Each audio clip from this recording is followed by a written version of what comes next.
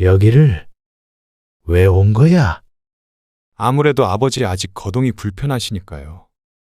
2주 동안 여기에 잠깐 계시는 게 좋을 것 같아서요. 뭐? 요양원에? 저희 둘 다 일하니까 어차피 저희 집에 계셔도 챙겨드릴 수가 없잖아요. 챙겨줄 것 없어? 그래도 아직 혼자 지내긴 힘드시다면서요. 아, 됐으니까 차 돌려라. 아니, 여기 이상한 곳 아니에요. 잠시만 계세요. 쉴 때도 그러네? 아빠, 그냥 거기 계세요. 2주만 계시는 건데 뭐가 어때서요? 뭐? 밥도 때 되면 나오고 무슨 프로그램 같은 것도 있지 않아요?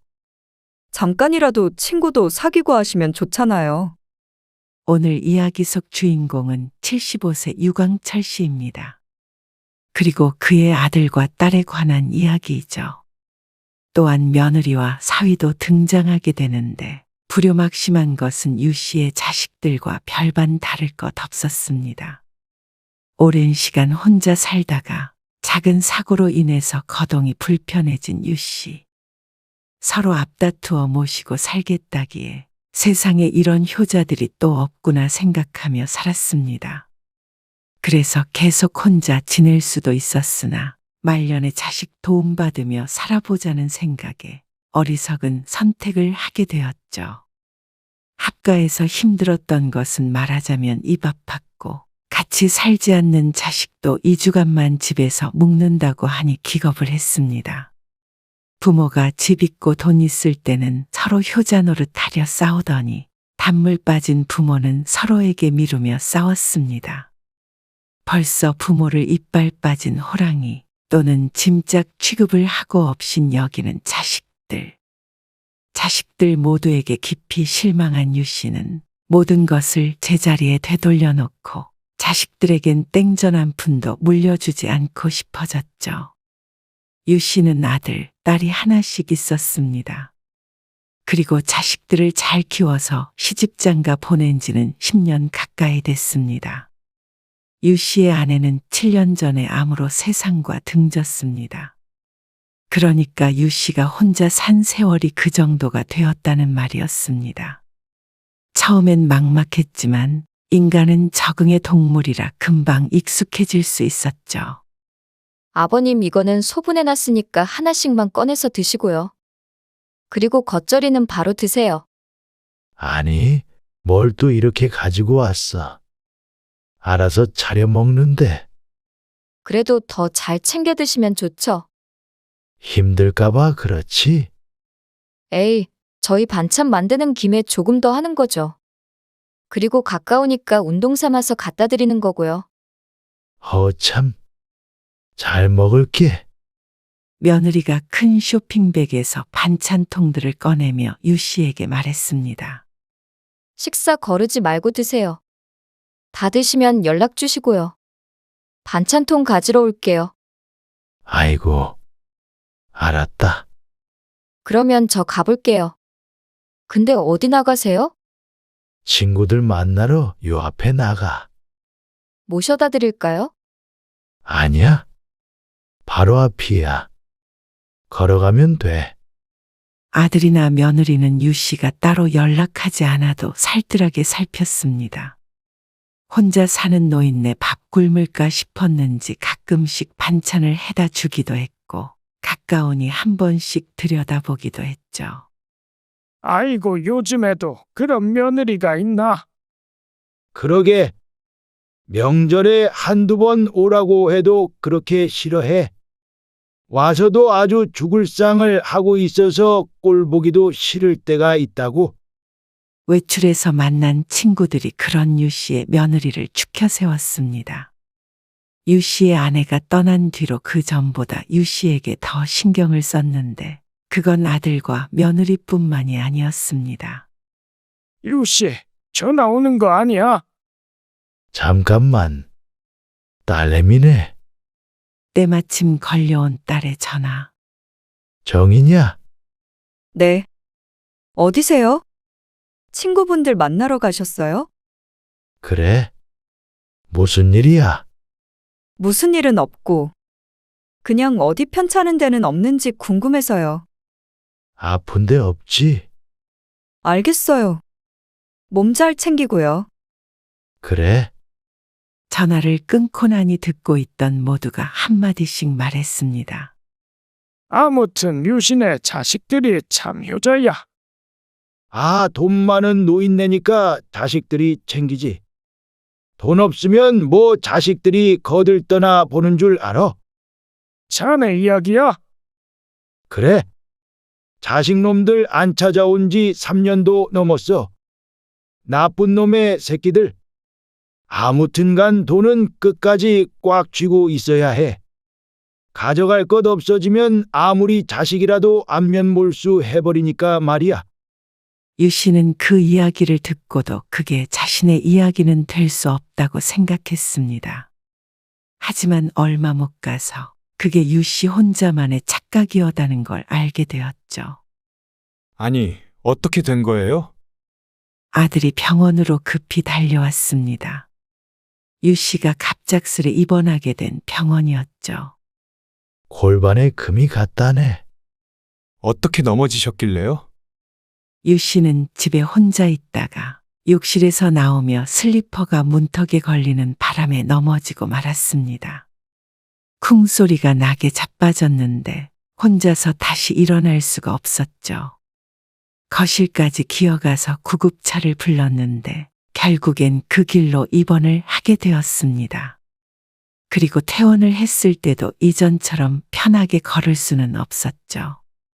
재활치료도 필요하다고 했고 당분간은 보조기를 가지고 걸어야 했습니다. 이거 혼자서 지낼 수가 없겠는데요. 안 그래도 간병인 좀 알아보고 있어. 일거수일투족 수발이 필요한 건 아니었지만 하루에 한두 시간만이라도 도움은 필요할 듯 했습니다. 무슨 간병인을 써요? 그러자 아들이 뭐하러 그러냐며 자신의 집으로 오라고 했습니다. 너희 집 뭐? 아버지 혼자 사시니까 이참에 합가하는 것도 나쁘지 않죠. 뭐? 됐다. 불편해서 어떻게 사냐? 자식이랑 부모랑 같이 사는 게 뭐가 불편해요? 안 그래, 여보? 아, 뭐. 그렇지, 당연히. 아버님, 문근 씨 말대로 하세요. 하지만 며느리의 표정은 말과는 다르게 어쩐지 어두워 보였습니다. 웃는 입꼬리가 파르르 떨리는 것처럼 보인다면 유 씨의 착각이었을까요? 아들의 말은 유 씨가 웃으며 넘겼습니다.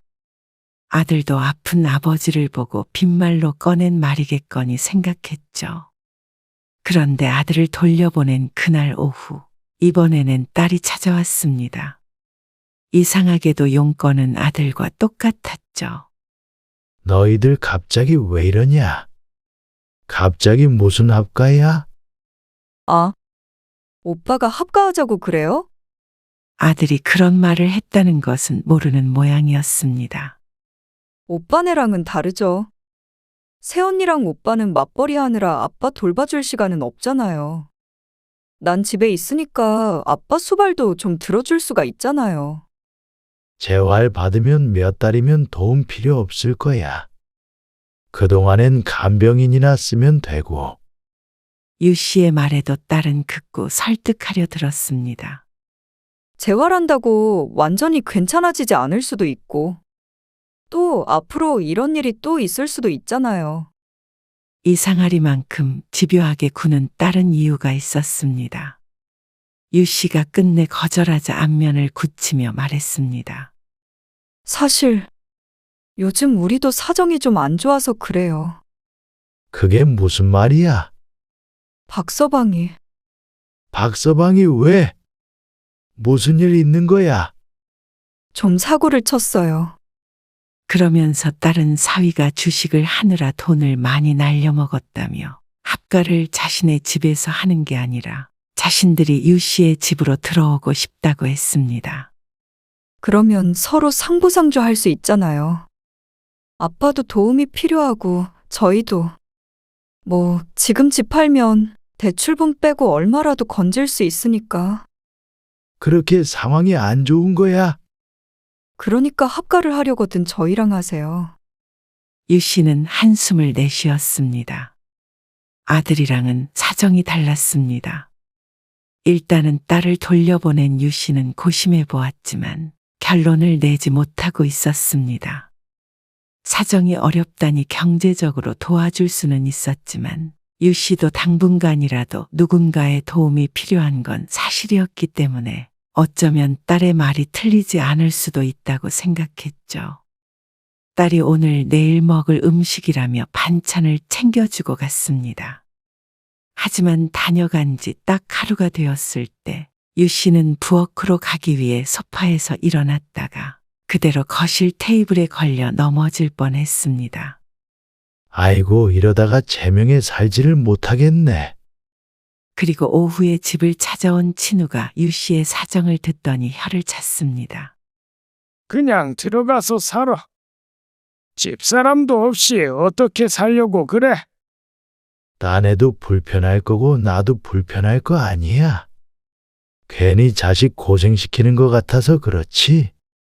아니, 우리 부모가 평생 자식들을 위해 헌신하면서 살았는데 말년에 자식들 도움받아서 사는 게 어때서 그래? 딸만 같이 사는 것도 아니고. 사위는 아, 젊은 사람들이야. 일 나가면 마주칠 일도 없을 텐데.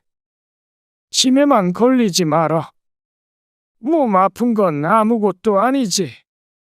그 말을 듣고는 유 씨는 결심했습니다. 그래서 딸내와 합가를 하기로 결정했죠. 딸은 유 씨의 말을 듣기가 무섭게 집을 팔아버린다고 내놓았습니다. 그러면 정인에 들어가서 사시는 거예요? 아니, 정희가 집으로 들어온다더라. 아니, 저희가 같이 살자고 할 때는 됐다고 그러시더니. 아들은 그 소식을 듣고는 굉장히 서운해했습니다. 사정이 그런데 어떻게 하냐? 그러자 아들이 조심스럽게 물었습니다. 그러면 아버지 집은 정이 주시는 거예요? 주긴 뭘 줘? 들어와서 살라고 그러는 거지. 그게 마음대로 되겠어요? 분명 꿍꿍이가 있을 텐데 참나. 됐어요. 절대 그럴 일 없다. 그러자 아들이 다소 안심한 듯한 표정을 지으며 말했습니다. 그런데 아버지 차는 안 쓰시는 거죠? 아들이 집에 돌아가려고 짐을 챙기더니 돌연 물었습니다. 안 쓰지? 운전대를 놓은 지는 1년이 다 돼갔지만 아직 차는 처분하지 않은 채였습니다. 천천히 하려고 하다가 사고도 있었고 이래저래 정신이 없어서 뒷전이 돼버렸죠. 그럼 그 차 저 좀 써도 될까요? 아들이 유 씨의 차를 빌려달라며 물었습니다. 하지만 다른 것도 아니고 차라면 빌리는 게 아니라 갖겠다는 말이나 다름없었습니다. 다른 때 같았으면 두라고 했겠지만 서운해하던 아들의 얼굴이 떠올랐던 유 씨는 그러라고 하고 말았습니다. 자, 여기 차키. 그리고 서랍에 두었던 차키를 꺼내서 아들에게 건넸습니다. 잘 쓸게요. 아들은 무척 좋아했습니다. 오래된 차는 아니었지만 어차피 안 쓰는 차였으니 차라리 잘 됐다 싶었습니다. 그리고 2달쯤 뒤에 유 씨는 딸과 합가하게 되었습니다. 딸이 집과 함께 살림살이를 처분하고 사위와 손녀딸과 함께 유 씨의 집으로 들어왔습니다. 사위는 일을 하기 때문에 집에 있는 시간이 거의 없었고 손녀딸은 올해 초등학교에 입학해서 낮 동안에는 얼굴을 볼 수가 없었습니다.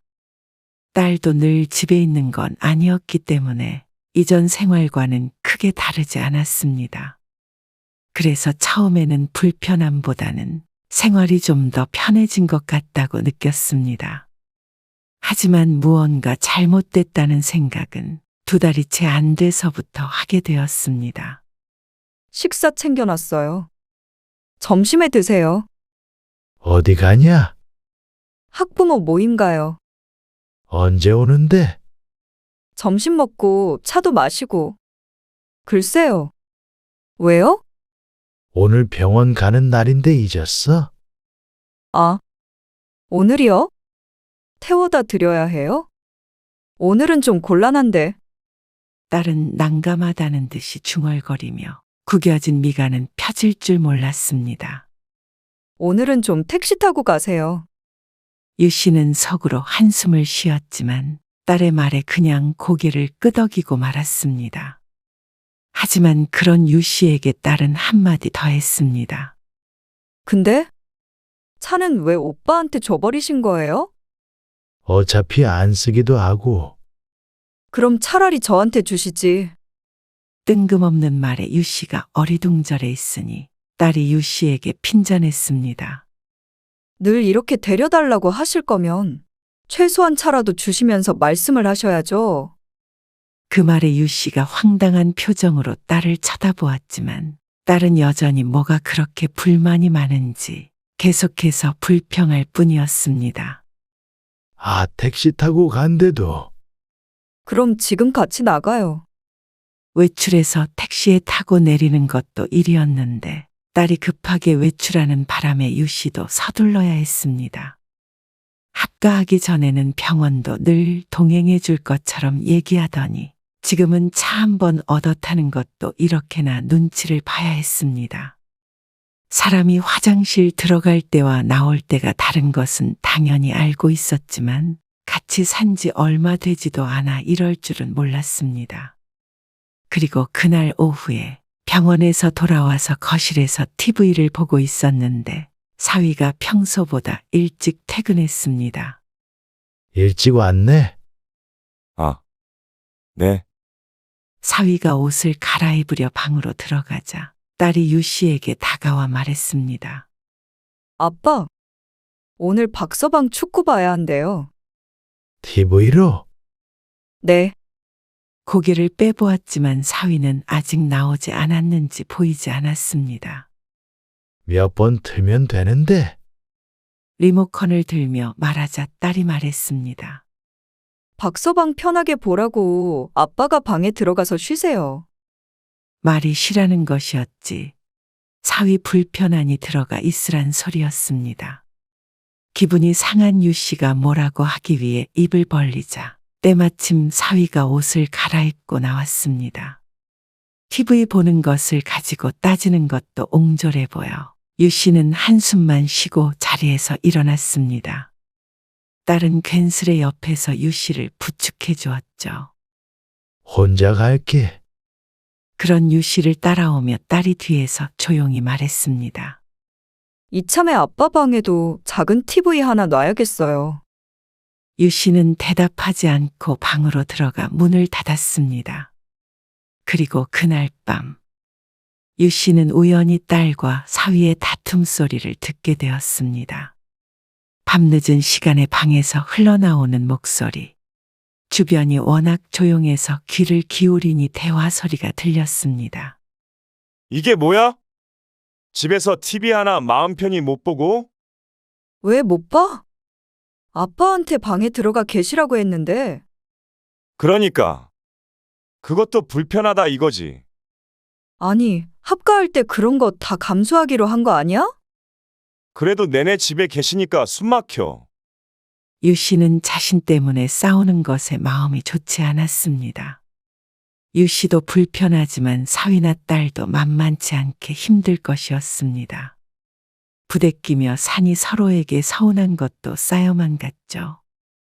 그런데 다음 날 아침 사위가 출근하고 딸과 둘만 남았을 때 딸이 유 씨에게 말했습니다. 아빠, 어차피 이렇게 쭉 같이 살 텐데 이 집은 우리 부부 공동 명의로 넘겨주면 안 돼요? 뭐? 집을 넘겨주라고? 뭐 상관없잖아요. 같이 사는데. 상관없는데 왜 주라고 그래? 아니, 요즘엔 다들 등기부등본 떼봐서 성이 다르면 학교에서 놀리기도 한대요. 아니, 누가? 어린애들이. 그렇기도 하고요. 학부모들 보기에도 그렇고요. 그 순간 친구의 조언이 떠올랐습니다. 재산은 꽉 쥐고 있어야 한다는 말. 어린애들이 뭘 알고 놀려. 그리고 학부모들끼리 어떻게 떠들던지 무슨 상관이야? 모든 사람들이 다 제 집에서 사는 것도 아닐 텐데. 요즘은 시대가 그런 시대예요. 그리고 아예 남의 집에서 살면 모르겠는데 아빠가 안 주시는 건 다른 문제죠. 그래도 그건 안 되겠다. 유 씨의 말에 딸이 발끈했습니다. 왜요? 저희랑 계속 사실 거 아니에요? 간밤의 대화를 들어보면 같이 살 생각이 없는 것은 유 씨가 아니라 오히려 딸 부부일 듯 했습니다. 어쩌면 오늘 딸이 유 씨를 불렀을 때 분가하겠다는 말이 나오려나 싶었는데 정반대의 말에 놀란 건 유 씨였습니다. 딸의 하소연에도 유 씨는 집 명의는 줄 수 없다며 못을 박았습니다. 진짜 서운하네요. 다른 집들도 부모 모시는 자식한테 집 물려주고 그래요. 아들도 아니고 딸인 제가 아빠 모셨으면 그래도 아빠도 성의는 보여주셨어야죠. 기가 막힌 말이었습니다. 애초에 도움이 필요 없다는 사람을 자신이 힘들다는 이유로 합가를 부탁했던 것은 딸이었습니다. 그러면 이제라도 따로 살자. 유 씨도 서운한 게 많았지만 같이 살면 어쩔 수 없다고 생각하고 지내고 있었는데 아무래도 잘못된 선택을 한 듯 했습니다. 이 정도로 숨막히네 어쩌네 하는 사위를 떠올려 봐도 이렇게 같이 살 수는 없을 것 같았죠. 그런데 이 와중에 집 명의까지 주게 되면 앞으로 유 씨의 처지가 어떻게 될지 불보듯 뻔했습니다. 따로 살자는 말에 딸은 분한 듯 한 발짝 물러났습니다. 대신 그날 이후로 유 씨는 찬밥 취급을 당했죠. 이제 걷는 거 별로 안 불편하시니까 식사 챙겨 드실 수 있죠? 병원에 데려다 주기는커녕 밥도 제대로 챙겨주지 않았고 사위와 함께 있을 때면 늘 눈치를 봐야 했습니다. 이렇게는 못 살겠다 생각했을 때쯤 어느 날 딸이 말했습니다. 다음 주에 시부모님이 올라오신대요. 사돈이? 제주도에 있는 사돈 내외가 올라와서 집에 묵기로 했다는 딸. 유 씨는 당황스러움을 감출 수 없었습니다. 그 집이라는 곳이 유 씨의 집이었으니 말이죠. 불편한 손님이 찾아온다는 소리에 난감해 하는데 딸이 말했습니다. 그래서 차라리 아빠가 2주만 오빠네 집에 가 계시는 게 어떨까 해요. 뭐? 거기를 왜 가? 그래야 서로 안 불편하죠. 이틀도 아니고 2주 동안인데, 그리고 내내 집에 계실 텐데 괜찮으시겠어요? 아니, 불편하면 사돈네가 다른 숙소를 구해야지. 그래도 어떻게 그래요? 안 그래도 장인 집에 얹혀 산다고 박서방이 얼마나 의기소침해 있는데요. 시부모님도 한 번 못 모시면 아들로서 체면이 뭐가 되겠어요. 그럼 너희 시부모 올 때마다 다른 데 가 있으라는 거야. 이런 일 앞으로 거의 없죠. 처음 이렇게 길게 오신 거예요. 딸의 설득에 결국 유 씨는 아들네 집으로 가게 되었습니다. 하루 이틀이면 유 씨라도 다른 숙소에라도 있겠는데 2주면 너무 길었습니다. 오셨어요. 딸이 아들네 집 안까지 데려다주고 떠났고 며느리가 유 씨를 맞았습니다. 유 씨는 반가움보다도 한숨이 먼저 나왔습니다. 그런데 아들네 도착한 지 하루도 안 되어서 아들이 유 씨에게 말했습니다. 아버지, 저랑 어디 좀 가세요. 어리둥절한 유 씨가 엉거주춤 자리에서 일어나자 아들이 그런 유 씨를 부축했습니다. 어딜 간다는 거야? 아들이 대답을 제대로 하지 않고 유 씨를 차에 태웠습니다. 유 씨가 아들에게 주었던 자신의 차였습니다. 차는 10분 정도 달려 목적지에 도착했습니다. 도대체 어딜 가는지 물어도 갈 곳이 있다며 얼버무리더니 도착한 곳에서 유 씨는 기가 막혀 헛웃음을 지을 수밖에 없었습니다. 여기를 왜 온 거야? 유 씨가 묻자 아들이 어색한 미소를 지으며 대답했습니다. 아무래도 아버지 아직 거동이 불편하시니까요. 2주 동안 여기에 잠깐 계시는 게 좋을 것 같아서요. 뭐? 요양원에? 저희 둘 다 일하니까 어차피 저희 집에 계셔도 챙겨드릴 수가 없잖아요. 챙겨줄 것 없어. 그래도 아직 혼자 지내긴 힘드시다면서요. 아, 됐으니까 차 돌려라. 아니, 여기 이상한 곳 아니에요. 잠시만 계세요. 쉴 때도 그러네. 유 씨가 버럭 화를 내자 아들이 골치 아프다는 듯 고개를 절레절레 저으며 휴대폰을 들어 어디론가 전화를 걸었습니다. 지금 아버지 모시고 요양원에 왔는데 잠깐만 계시라고 해도 싫다고 그러시네. 그러면 우리 집에는 못 있지. 다시 아버지 집으로 모셔다 드린다.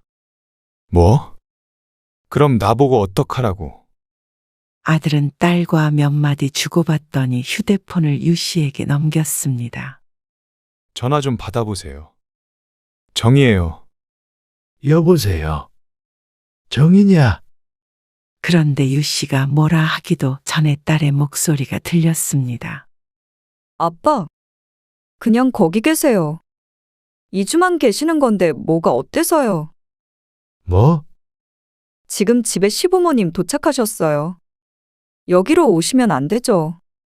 오빠가 괜찮은 곳 알아봤겠죠. 거기서는 밥도 때 되면 나오고 무슨 프로그램 같은 것도 있지 않아요? 잠깐이라도 친구도 사귀고 하시면 좋잖아요. 꼭 남의 이야기를 하듯이 심드렁한 딸의 목소리에 유 씨는 크게 잘못되었구나 하고 생각했습니다. 서로 모시고 살겠다고 다투던 아들과 딸이 이제는 서로 미루며 다퉜습니다. 그전과 달라진 점이 있다면 돈이 아닐까 싶었습니다. 집 내주고 차도 줬더니 이제 빈털터리로 보이는 부모가 짐짝처럼 느껴지는 듯 했습니다. 어처구니가 없으니 오히려 웃음이 나왔습니다. 유 씨는 뭐라고 한참 설교하려는 딸의 전화를 끊어버렸습니다. 그리고 아들에게 말했죠. 우리 집으로 일단 가라. 그러자 아들이 한숨을 쉬더니 차를 몰아 유 씨의 집으로 갔습니다. 정희한테 내려오라고 전화할게요. 아들이 차에서 내리며 말했고 유 씨는 그런 아들의 손에 들린 차키를 뺏었습니다. 어리둥절한 표정으로 바라보는 아들에게 유 씨가 말했습니다. 이 차는 내가 다시 가져가마. 네? 너희는 나 죽어도 땡전 한 푼이라도 받을 생각 말아라. 무슨 말씀이세요? 부모랑 2주도 같이 못 있어서 요양원에 들어가라고 했는지 아니면 정이랑 너랑 무슨 얘기가 오간 건지는 모르겠지만 그런 자식은 나도 필요 없어. 무슨 얘기가 오가요? 아무리 그래도 이건 아니죠. 그리고 유산도 안 주신단 말씀이세요?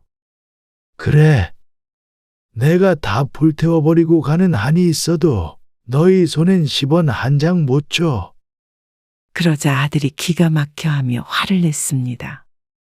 유 씨는 그런 아들을 뒤로 한 채로 절뚝거리며 집으로 올라갔습니다. 문을 열고 들어가자 집엔 아무도 없고 짐들이 어수선하게 놓여져 있었습니다.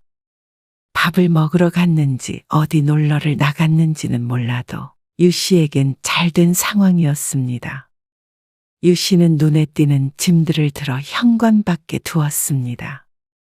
그리고 현관 비밀번호를 바꿔버렸죠.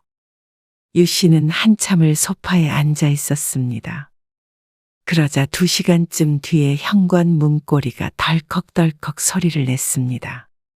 문 밖에선 웅성거리는 목소리가 들려왔고 비밀번호를 누르는 소리와 삐삐거리는 경고음이 연달아 울려 퍼졌습니다. 그러자 밖에서 쿵쿵하면서 문을 두들겼습니다. 유 씨는 천천히 일어나서 문 앞으로 갔습니다. 그리고 걸쇠를 건 채로 문을 빼꼼히 열어 딸에게 말했습니다.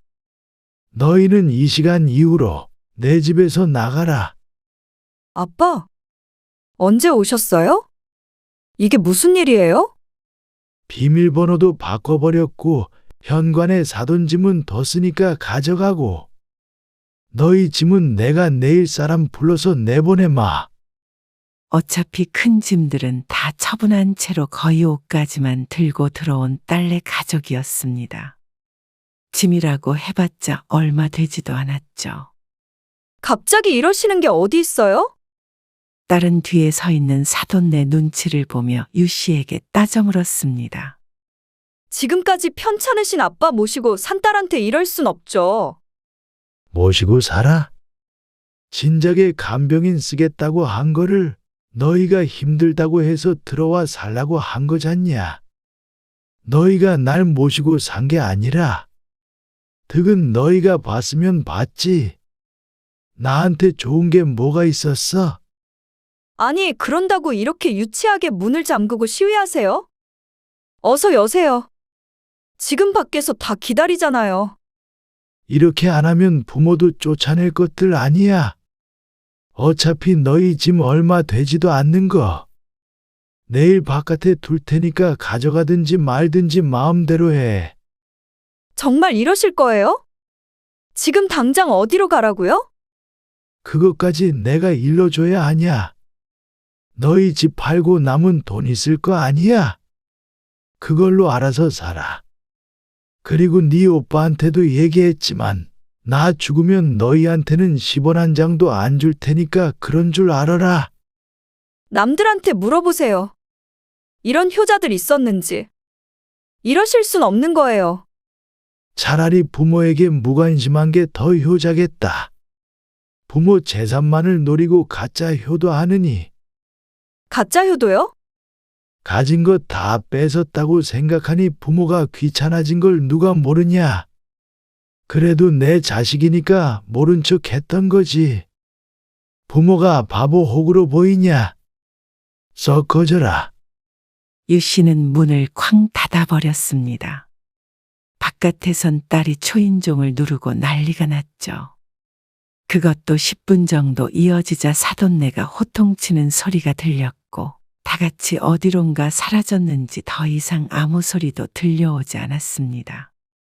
아들, 딸 모두 쫓아버린 유 씨는 허탈하게 거실에 앉았습니다. 뺏긴 것들을 모두 되찾았는데 허무하고 마음이 텅 비어버린 것 같았습니다. 진작에 자식들과 거리를 두지 못한 유 씨의 잘못이었습니다. 말년에 자식과 서로 돕고 살자 생각했던 것이 큰 실수였죠. 유 씨의 휴대폰이 시끄럽게 울렸습니다. 아들에게서, 딸에게서 번갈아가며 울리는 휴대폰 전원을 아예 꺼버렸습니다. 자식들에게 그런 서름을 또 당하느니 이대로 안 보고 사는 게 마음이 더 편할 것 같았습니다. 유 씨는 장담했던 대로 딸의 짐을 모두 싸서 다음날 아파트 앞에 두었습니다. 그리고 한두 시간이 지나자 그새 챙겨갔는지 보이지 않았죠. 그리고 그날 이후로 연락은 오지 않았습니다. 그렇게 남들이 부러워하던 자식들에게 배반을 당했다고 생각하니 마음이 헛헛했지만 그것도 한 달, 두 달 지나니 많이 흐려졌습니다. 또 1년, 2년 지나면 완전히 잊혀질 날이 오겠거니 생각했습니다. 늙어서 자식에게 의탁할 수 없으니 스스로를 잘 돌보는 수밖에 없다고 생각한 유 씨는 앞으로는 자신만을 위해 잘 살자라는 새로운 삶의 목표가 생겼습니다. 그러다 보면 자식들도 후회의 눈물을 흘릴 날이 오겠죠.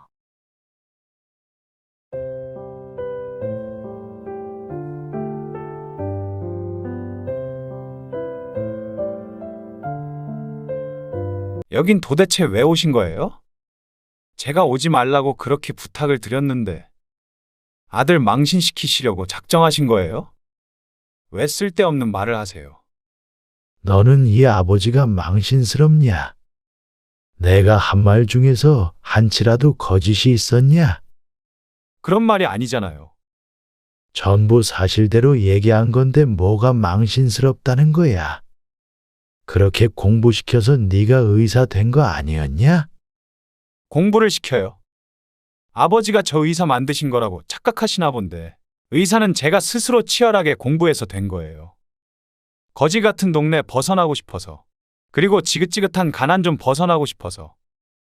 아버지가 해주신 게 뭐가 있는데요? 해준 게 뭐가 있냐고.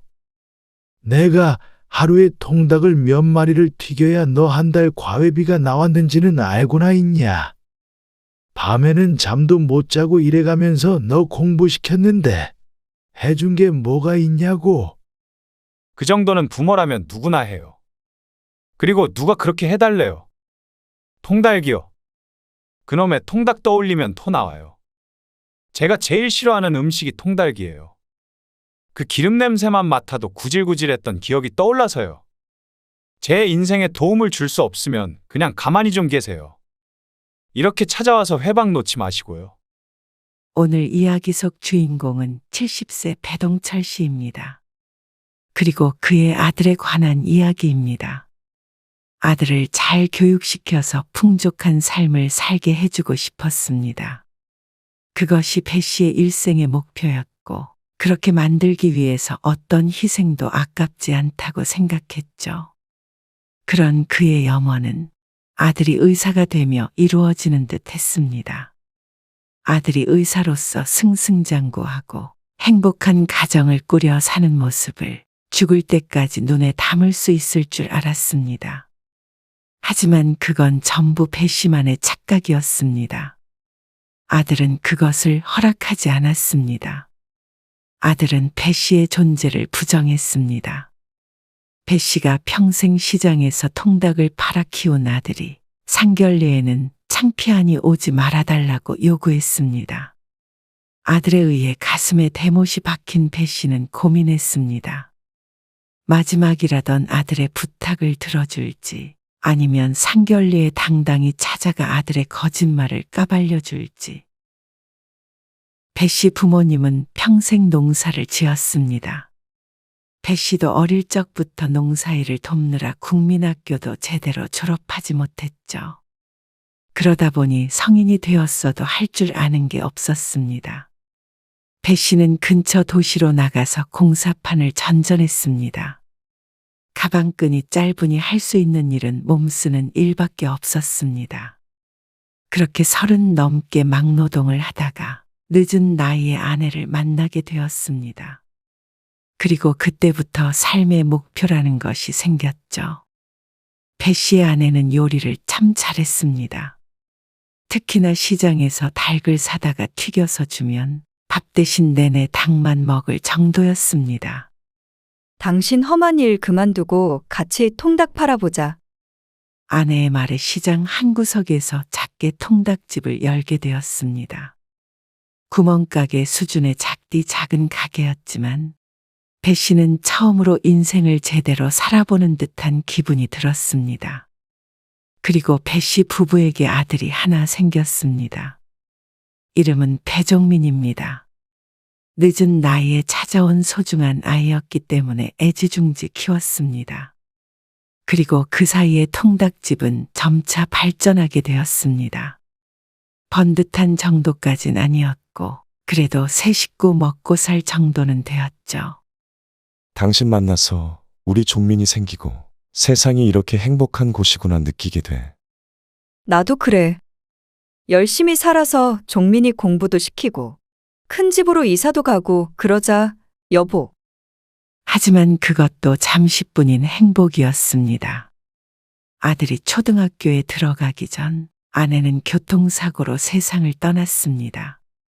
아내의 영정사진에 손을 흔들며 나중에 하늘나라에서 만나자고 인사하는 아들을 보면서 배 씨는 오열했습니다. 그런 아버지를 아들은 그땐 이해하지 못했죠.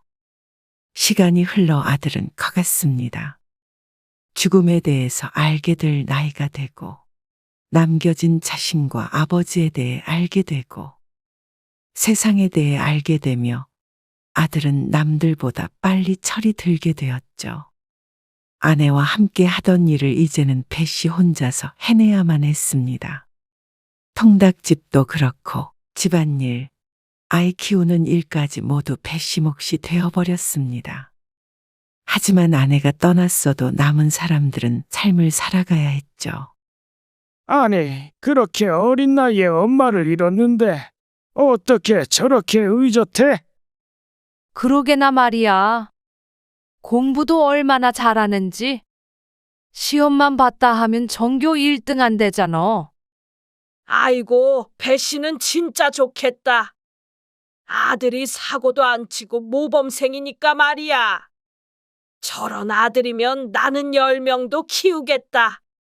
말이라고 해? 동네 사람들의 말처럼 아들은 공부를 참 잘했습니다. 말수도 적고 사고도 안 치고 다니니 주변에서도 칭찬이 자자했고 모두의 부러움을 샀습니다.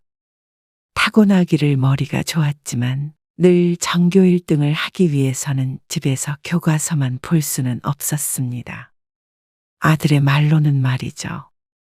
수학과외 좀 바꿨으면 좋겠는데요. 왜? 선생님이 잘 가르치신다며? 수능 공부에는 안 맞는 것 같아요. 그래? 그럼 그렇게 해. 근데 제가 알아본 선생님이 지금 선생님보다 한 달에 30만 원 더 비싸요. 그렇게 비싸? 아들은 학원에 다녔고 밤늦은 시간엔 개인과외를 2과목을 받았습니다. 수업이 끝나면 자정이 지났는데 그걸 거의 매일 반복했죠. 그리고 그 수강료는 전부 배 씨가 줘야 하는 돈이었습니다. 처음에는 부담스러워서 학원 공부만 시키고 싶었지만 그러면 전교 1등을 못한다며 처음으로 소리치는 아들을 보고는 고개를 끄덕일 수밖에 없었죠. 그래서 배 씨는 낮에는 시장에서 통닭을 팔고 밤에는 대리운전을 했습니다. 그렇게 하지 않으면 한 달에 드는 아들의 학비를 감당할 수가 없었습니다. 가끔은 삶이 버겁다고 느껴질 때도 있었지만 아들 하나만을 바라보며 살았습니다. 늦게까지 공부하는 모습을 보면 밥을 안 먹어도 배부르다는 말이 무슨 말인지 알게 되었죠. 그리고 그런 아들은 의대에 합격습니다. 아이고, 진짜로 개천에서 용이 나버렸네. 그러게나 말이야. 공부 잘하는 줄은 알고 있었는데 이제 의사 선생님이 돼버렸네. 그럼 배 씨가 용을 낳아버린 거 아니야? 아들은 이미 상경하고 없었지만 동네에선 잔치가 벌어질 정도로 큰일이었습니다. 용을 낳았다며 동네 사람들이 축혀 세워주니 배 씨도 세상을 얻은 기분이 들었습니다. 사람들은 아들이 의대를 갔으니 이제 고생 끝 행복 시작이라고들 말했습니다. 하지만 바깥에서 봤을 땐 그랬지만 실제로는 아직도 끝난 게 아니었죠. 그 뒤로도 학비며 아들의 생활비며 돈 들어갈 때가 천지였습니다. 아들이 고등학생일 때보다도 더 뼈 빠지게 일만 해야 했습니다. 이번 방학 때는 안 내려오냐? 바빠서 못 가요. 과외 알바도 있고. 공부도 쉬엄쉬엄 해. 돈 필요하면 부담 갖지 말고 말하고. 네. 저 지금 좀 나가봐야 돼서요. 끊을게요. 그래? 밥 잘 챙겨 먹고. 배 씨의 말이 끝나기도 전에 전화는 끊어졌습니다. 아들은 성인이 된 뒤로는 얼굴 보기가 참 힘들어졌습니다. 방학 때라도 한 번씩 내려와야 볼 텐데 공부할 것이 많다며 오지 않았습니다. 의대 생활이라는 게 어떤 것인지 전혀 모르니 아들이 바쁘다면 그저 알았다고 쉬엄쉬엄 하라는 말밖에 해줄 수가 없었죠. 시간이 좀 더 흘러 아들이 의사가 된 뒤로는 더 이상 배 씨에게 손을 벌리지 않았습니다. 그래서 경제적으로는 좀 수월해졌지만 이미 배 씨의 몸뚱이는 한참 나이 들었죠. 그래도 나중에 아들 결혼 자금을 조금이나마 모으려고 쉬지 않고 일했습니다.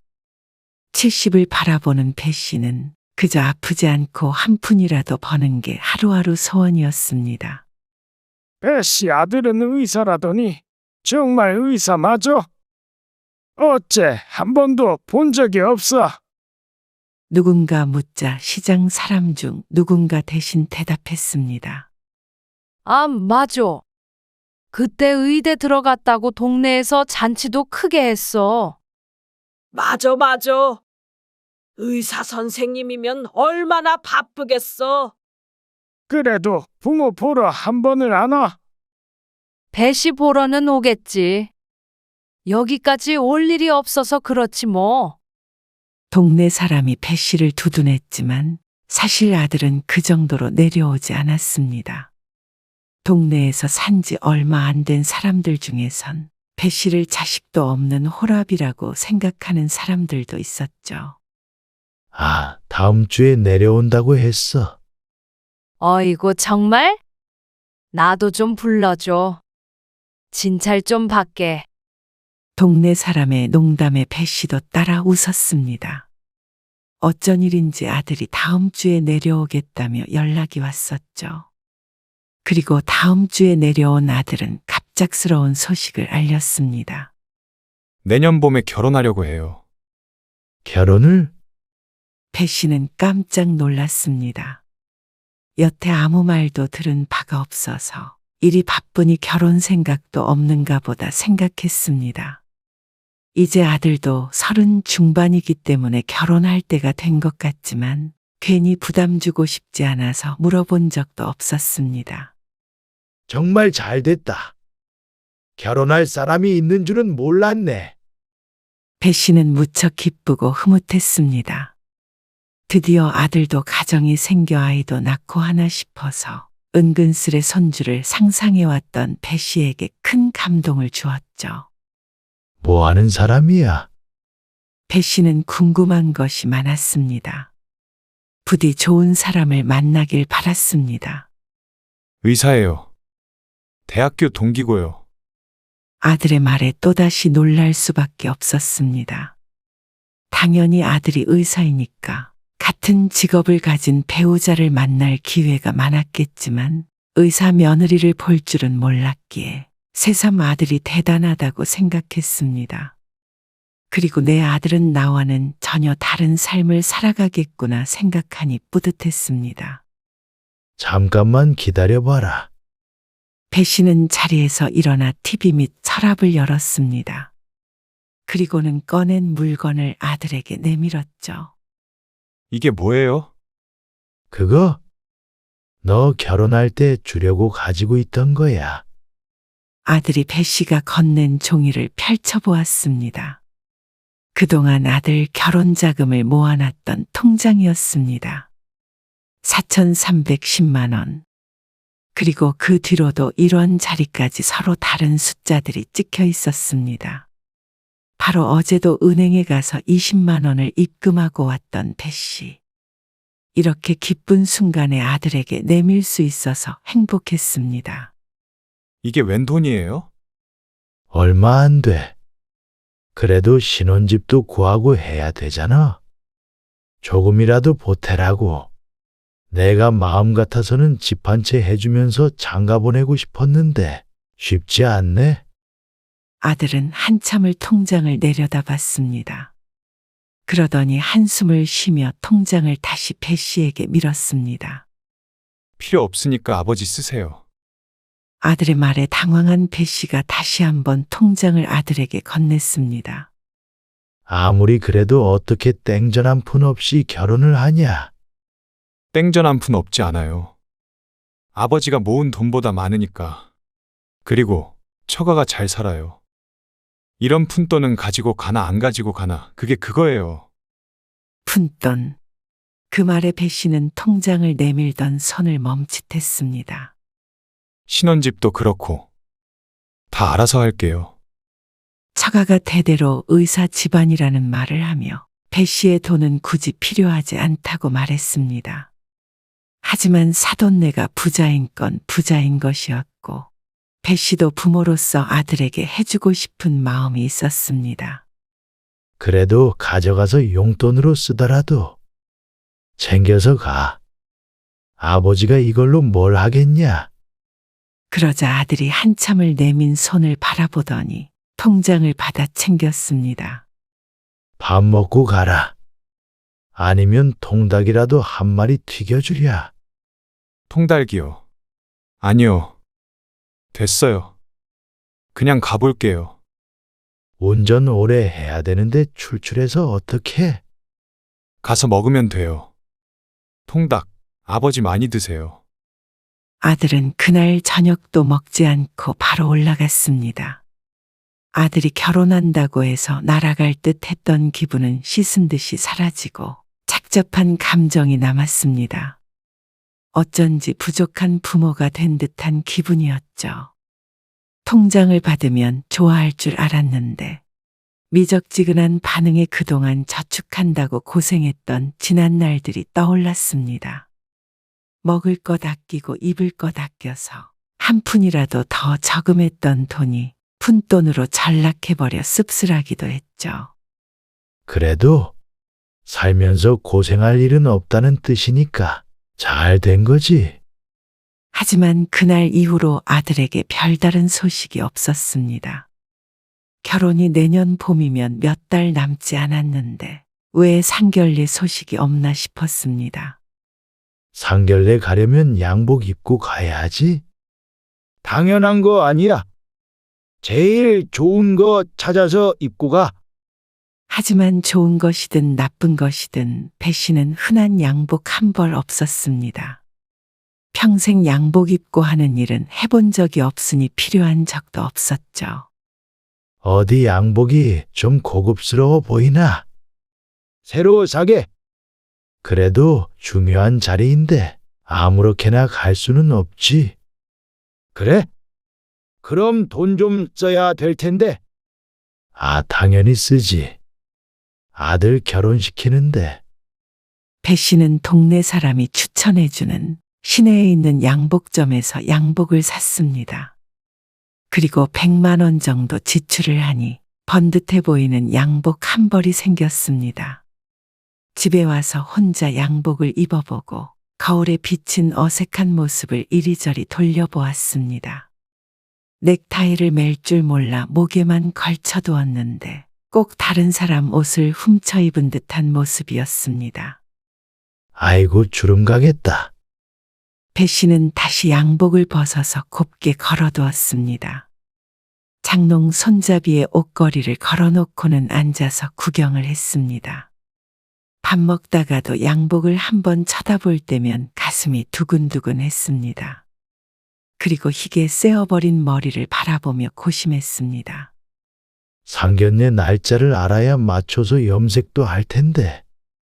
도무지 날짜를 알려줄 생각을 하지 않는 아들에게 먼저 연락을 할 수밖에 없었습니다. 종민아, 결혼 준비로 바쁘냐? 어쩐 일이세요? 상견례 날을 안 알려줘서. 아, 상견례요. 아직 날짜 안 잡혔는데. 그래? 나는 아무 때나 괜찮으니까 결정되면 연락 줘라. 네. 아들과 통화를 마치고 달력을 보니 결혼까지는 불과 4달 정도가 남아 있었습니다.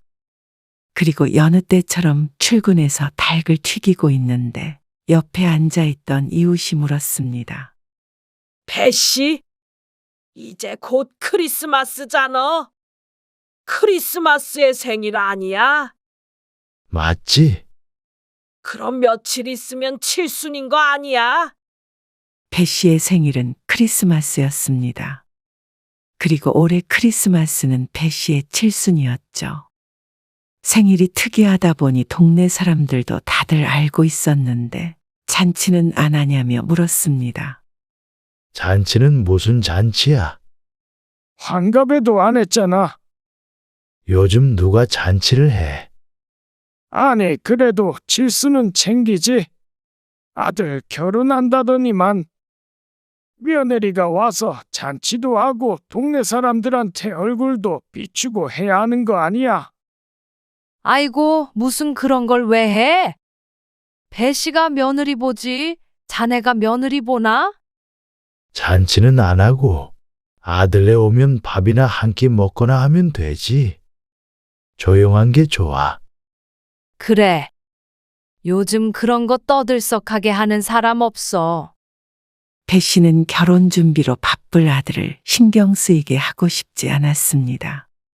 오지 않으면 전화나 한 통하면 그걸로 됐다 생각했죠. 그리고 다음 날 아들에게서 문자 메시지가 왔습니다. 상견례 날짜와 시간, 장소가 적힌 메시지였습니다. 배 씨가 알겠다고 답장을 했고 아들에게서 또다시 답장은 없었습니다. 그리고 며칠이 지나서 크리스마스, 그리고 배 씨의 칠순날이 되었습니다. 때마침 창밖엔 올해 첫눈도 내리고 있었죠. 아침 이른 시간 배 씨의 휴대폰이 울렸습니다. 오지는 못해도 배 씨의 생일이라 아들이 전화를 건 모양이었죠. 종민이냐? 네, 아버지. 무슨 일이야? 그러자 아들이 한참을 말이 없었습니다. 여보세요? 전화가 끊겼나 싶어서 배 씨가 아들을 부르자 아들이 조용히 말을 꺼냈습니다. 하지만 아들의 용건은 배 씨의 예상과는 다르게 생일 축하 같은 것이 아니었죠. 실은 상견례에 아버지가 안 오셨으면 해요. 아들의 말에 배 씨는 순간 숨을 멈췄습니다. 고장난 기계처럼 무슨 말인지 얼른 이해가 되지 않았죠. 뭐라고? 배 씨가 되묻자 아들은 똑같은 말을 다시 한번 반복했습니다. 아버지가 상견례 안 오셨으면 한다고요. 아니, 왜? 배 씨는 당황스러운 심정을 숨기고 물었습니다. 그러자 아들이 이유는 말을 하지 않고 엉뚱한 대꾸를 했습니다. 제가 잘 둘러댈게요. 오시다가 사고가 났다거나 급한 일이 생겼다고요. 아니, 그러니까 왜? 왜 오지 말라는 거야? 그러자 아들이 무거운 목소리로 대답했습니다. 여자친구 집안이 소위 말하는 상류층이에요. 저희 집 형편이 그렇게 좋지 않은 건 다 알고는 있는데요. 그래도 제 밑바닥까지 보이고 싶지는 않아요. 밑바닥. 내가 아들의 밑바닥. 배 씨는 아들의 말에 가슴이 쿵하고 내려앉는 소리가 귓가에 들리는 듯 했습니다. 어차피 결혼식 끝나면 서로 볼 일 없는 사이잖아요. 상견례 때 한 번 더 본다고 달라지지도 않고요. 그리고 이미 집이나 결혼 문제는 상의가 다 끝나서 아버지가 하실 일도 없으세요. 그렇다고 얼굴도 못 보고 결혼을 시켜? 그렇게 해주세요. 아들로서 마지막 부탁이라고 생각하시고요. 그리고 아버지는 결혼식 끝나고 해외에 나간다고 말하려고 해요. 그러니까 명절마다 며느리 데리고 내려가는 거는 앞으로 기대 안 하셨으면 좋겠어요. 가슴이 갈기갈기 찢기는 듯한 기분이었습니다. 고통스러움에 차마 견디기 힘든 기분이 되었습니다. 자신의 밑바닥인 아버지를 결혼할 집안에게는 영원히 숨기고 싶다는 아들. 그것이 아들로서 마지막 부탁이라는 배 씨의 아들. 배 씨는 무어라 대답한지도 기억하지 못하고 어느새 전화는 끊어졌습니다. 배 씨의 인생 전체가 부정당한 기분이 들었습니다. 멍하니 앉아있던 배 씨는 장롱 손잡이에 걸려있는 새 양복을 바라보았습니다. 난생 처음 비싸디 비싼 옷을 사보았다고 설렜지만 지금 보니 지나치게 초라한 천조갈이었습니다. 아마 저 정도 옷은 고급스럽다고 생각도 안 할 집안일 듯 했습니다. 자신의 아들마저도 말이죠. 배 씨가 급히 눈가를 문질렀습니다. 벌개진 눈이 금세 습기를 머금었습니다. 어느새 자리에 앉은 그대로 바깥은 어둑해져 버렸습니다. 종일 밥도 먹지 않고 생각에 잠겨 있었죠. 그렇게 배 씨의 70세 성탄절, 그리고 생일은 지나가 버렸습니다. 며칠 동안 배 씨는 집 밖으로 나가지 않았습니다. 출근조차 하지 않았죠. 그리고 오랜만에 나간 시장에서 사람들이 배 씨에게 물었습니다. 요 며칠 안 보이던데. 어디 갔다가 온 거야? 아, 칠순의 아들이랑 여행이라도 다녀왔나 보지. 그래? 어디 좋은데 갔길래? 생전일을 쉬지도 않더니. 아이고, 의사 아들내미가 어련히 좋은데 데려갔겠어. 부러워 죽겠다. 아들도 의사 만들고, 의사 아들은 또 의사랑 결혼하고, 배씨의 인생이 아주 부러운 인생이지. 동네 사람들은 여전히 배 씨를 부러워했습니다. 아유, 우리 아들은 이것 봐. 연말이라고 내려와서 밥만 축내고. 국밥집을 하는 가게 사장은 옆에 딱 붙어 국밥을 먹고 있는 아들의 등짝을 치며 말했습니다. 아프다며 펄쩍 뛰는 아들과 그런 아들을 핀잔하면서도 밥을 한 그릇 더 퍼주는 아버지. 그런 부자의 모습을 바라보는 배 씨는 생각했습니다. 어떤 것이 부러운 인생인가? 예전엔 아들이 의사가 되어 돈 걱정 없이 살며 행복한 가정을 꾸리면 더 이상 바랄 것이 없다고 생각했습니다. 그게 배 씨도 행복한 인생이라고 말이죠. 하지만 이제 와서 그것이 옳았나 고민해 보자니 모르겠다는 생각이 들었습니다. 배 씨는 전혀 행복하지 않았습니다. 그리고 아들도 배 씨로 인해 행복하지 않은 것 같았죠. 그리고 상견례 날이 되었을 때 배 씨는 다시 한번 걸려있는 양복을 물끄러미 쳐다보았습니다. 그리고 말없이 몸에 걸쳐보았죠. 멜 줄 모르는 넥타이는 이리저리 꼬아보다가 주머니에 넣어버렸습니다. 삐죽 주머니 사이로 튀어나온 푸른 넥타이가 괜스레 처량해 보였습니다. 이대로 안 가는 게 맞겠지 하고 속으로 생각했습니다. 그게 아들의 마지막 부탁이라는데 아들을 위해서 뭐든지 할 수 있었던 배 씨이니 이번 부탁도 들어주는 게 맞겠지. 그렇다면 가지 않아야겠지. 그렇지만 아들이 전화를 끊을 때 했던 말처럼 자신을 외국에 간 사람으로 만들어버린다면 이제 다시는 아들을 만날 일이 없다는 말이었습니다. 그렇다면 이렇게 부자지간의 연이 끝나는 것인가 허무했습니다. 이렇게 잊혀진 사람이 된다면 과연 아들이 부탁을 들어줘서 고맙다는 생각을 할까? 그렇지 않을 것만 같았습니다.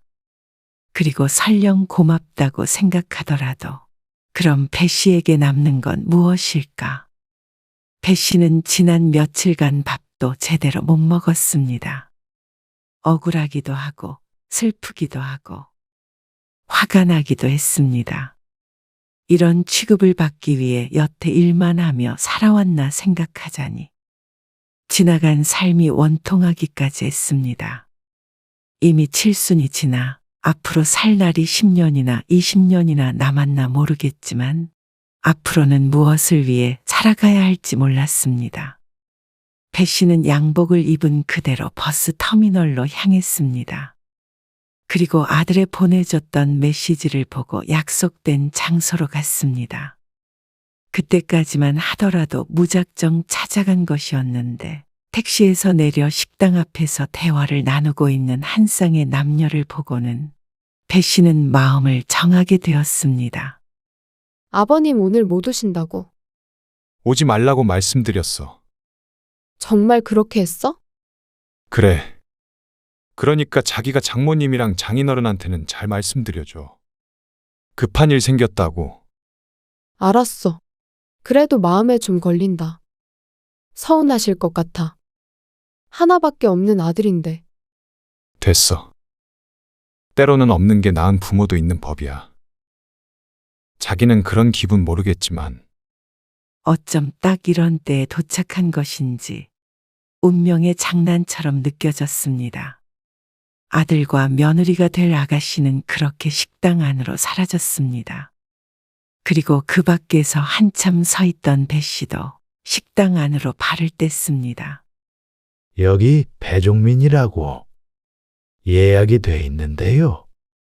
식당 직원이 안내하는 방 앞에 서자 가슴이 떨렸습니다.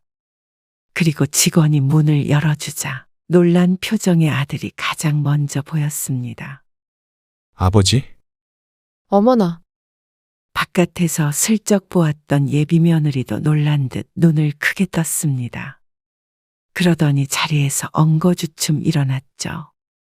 어머, 못 오신다더니? 그러게. 배서방. 편찮으셔서 병원에 가셨다고 그랬잖아. 방금 전에. 아, 그게. 방 안은 배 씨의 등장으로 무척 혼란스러워졌습니다. 등 뒤로 문이 닫히고 배 씨가 아들 옆에 자리를 잡고 앉았습니다. 제가 종민이 애비입니다. 아, 예. 안녕하세요. 몸은 좀 괜찮으세요? 멀쩡합니다. 그러자 예비 사돈이 아리송한 표정을 지었습니다. 어쨌거나 다행이네요.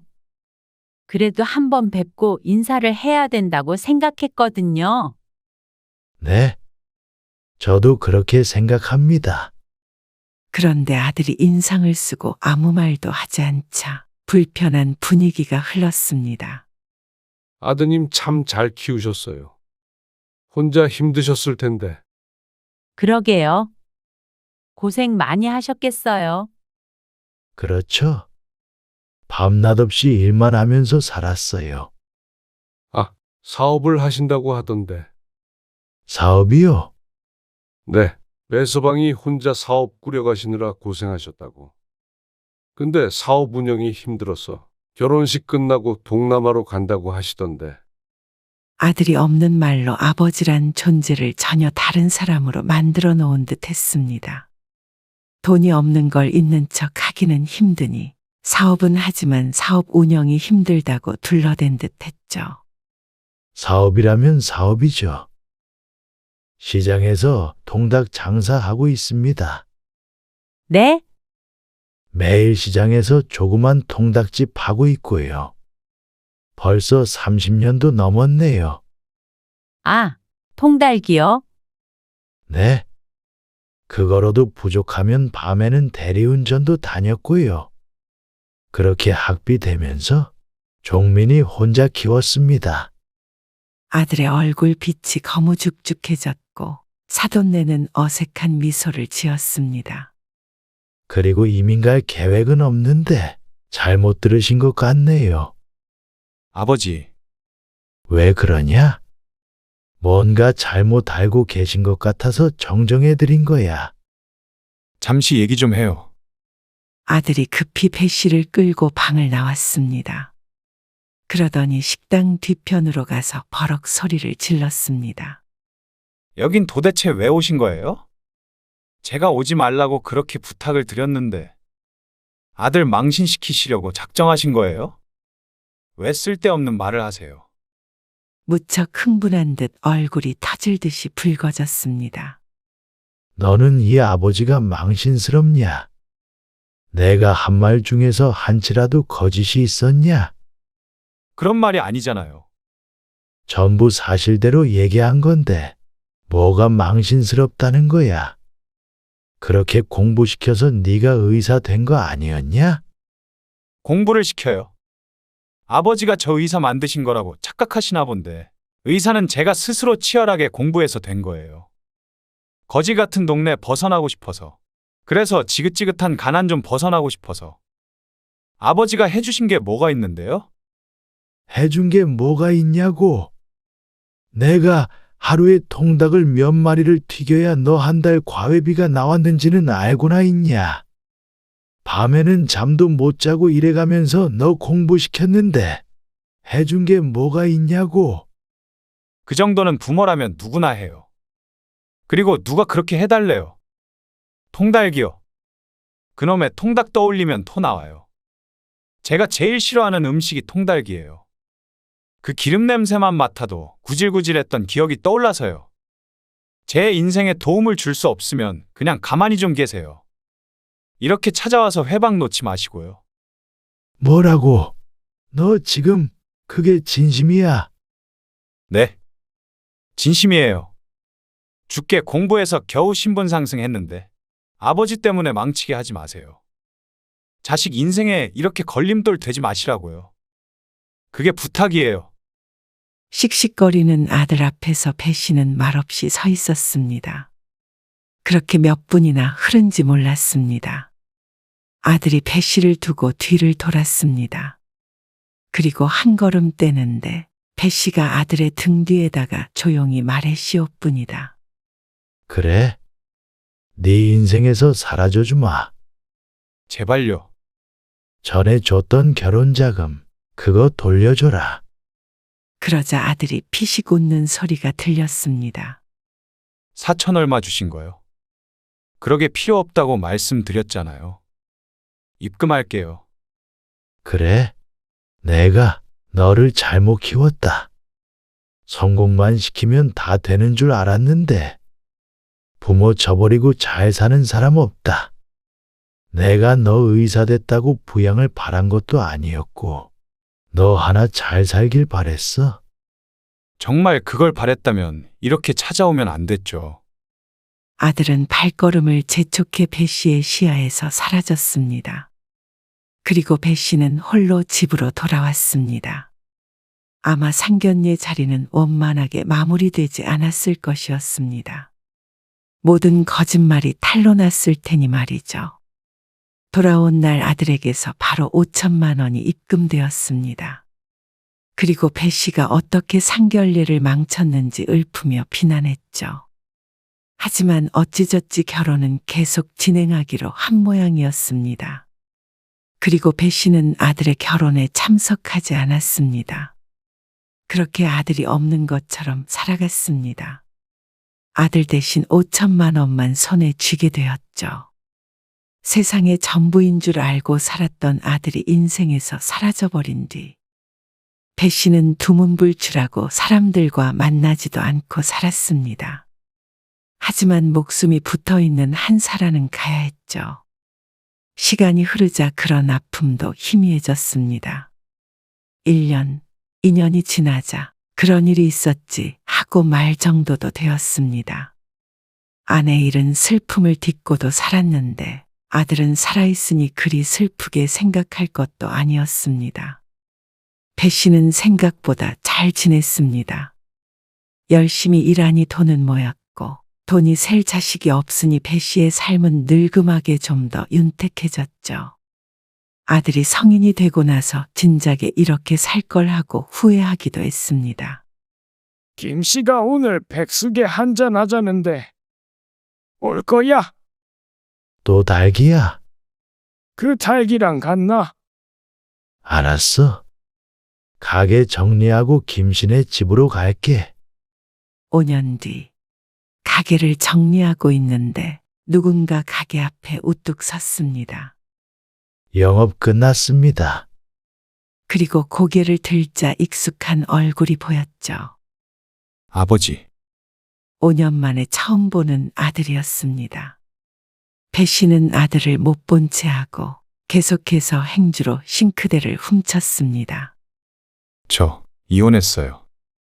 그러자 행주질하던 배 씨의 손이 잠시 멈췄습니다. 제가 두고두고 속죄하면서 살게요. 그제서야 배 씨가 아들의 얼굴을 다시 바라보았습니다. 그간 무슨 일이 있었는지는 모르겠지만 삶이 녹록지는 않았는지 얼굴이 오래 고생한 듯 까칠해 보였죠. 배 씨는 아무것도 묻지 않았습니다. 그렇다고 아들에게 들어오라며 자리를 내주지도 않았습니다. 말없이 뒷정리를 마친 배 씨는 가게 셔터를 내렸습니다. 그리고 우두커니 서 있는 아들을 바라보며 말했습니다. 돌아가라. 때로는 없는 게 나은 자식도 있는 법이니까. 그러자 아들이 눈을 크게 떴습니다. 그 언젠가 아들이 했던 말을 고스란히 돌려준 배 씨. 그 말이 배 씨 스스로도 핥히는 듯했지만 아들은 큰 충격을 받은 것처럼 보였습니다. 죄송해요. 아버지, 제가 돈에 눈이 멀었어요. 아버지가 절 위해 하신 희생을 모른 척했어요. 죄송해요. 배 씨는 아들의 흐느낌을 잠시 듣고는 발길을 옮겼습니다. 이미 다시 이어붙이기엔 너무 멀리 와버린 부자지간이었습니다. 5년 만에 생사를 확인했으니 배 씨는 그걸로 됐다고 생각했습니다. 하지만 나머지 인생은 자식 없이 이대로 지내고 싶었습니다. 그렇게 고요하게 살다가 가고 싶었습니다. 지난날에 느꼈던 그 절망은 다시는 느끼고 싶지 않았죠.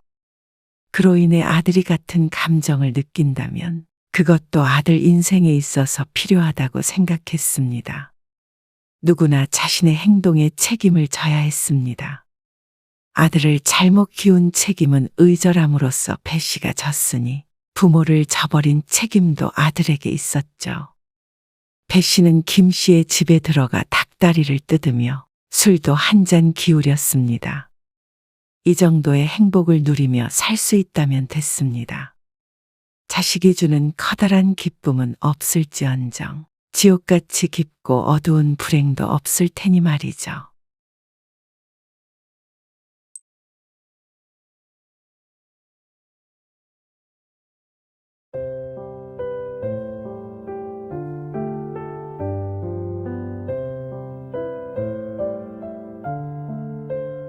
엄마, 이거 뭐예요?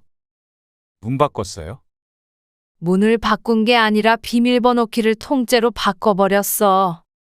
뭐야, 비밀번호도 안 맞는데요. 8자리인데 나도 까먹어버렸다. 네? 그럼 문을 어떻게 열어요? 엄마 아빠 지문만 등록해놔서 우리 둘밖에 못 열어? 이제? 아니, 왜요? 왜긴 왜야.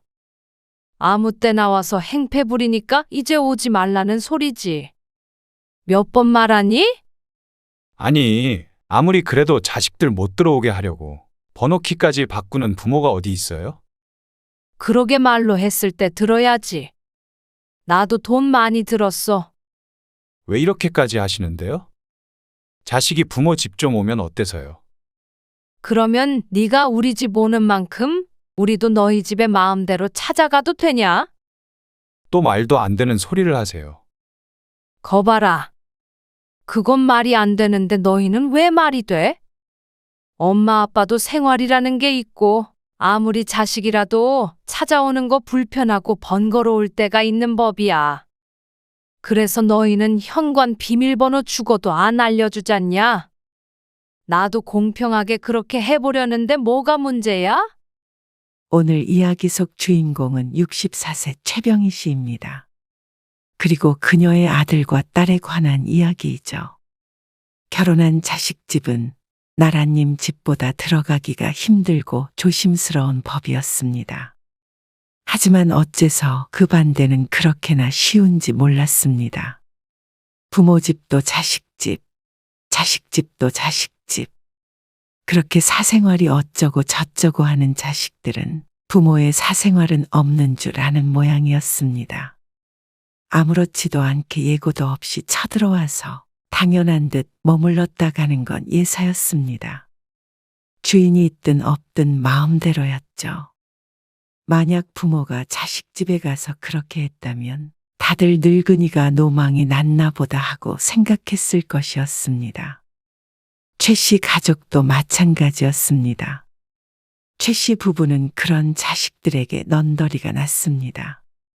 비밀번호를 바꿔도 제 집처럼 드나드는 자식들 때문에 최 씨는 결단을 내리게 되었습니다. 현관문 도어락을 통째로 뜯어내버렸죠. 이렇게까지 했는데 자식들도 전처럼 하지는 못할 것이었습니다. 최 씨는 아들이 하나 그리고 딸도 하나 있었습니다. 아들 이름은 강주석이고 딸 이름은 강여울이죠. 자식 둘을 키우면서 크고 작은 우여곡절이야 당연히 없을 수는 없었습니다. 아무리 모범생으로 컸어도 고충은 있기 마련이었죠. 그래도 최 씨의 자식들 정도면 큰일 없이 잘 커졌다고 생각하며 살았습니다. 아들, 딸 모두 대학 진학을 하면서 따로 살기 시작했고 직장에 들어가서도 마찬가지였습니다. 하지만 따로 살더라도 거리가 멀지 않았기에 왕래는 하며 살았죠.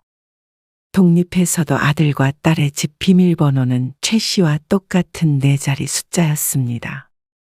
자주 갈 일은 없었지만 잘 사는지 한 번씩 들여다 보러 가기도 했습니다. 하지만 그것도 모두 결혼 전에나 가능한 일이었습니다. 최 씨의 아들이 먼저 결혼을 했고 금방 아이도 낳았습니다. 엄마, 그 집에 보면은 토스터 있지 않아요? 토스터? 네. 그 식빵 굽는 기계 있잖아요. 작은 방에 제가 넣어놨었는데.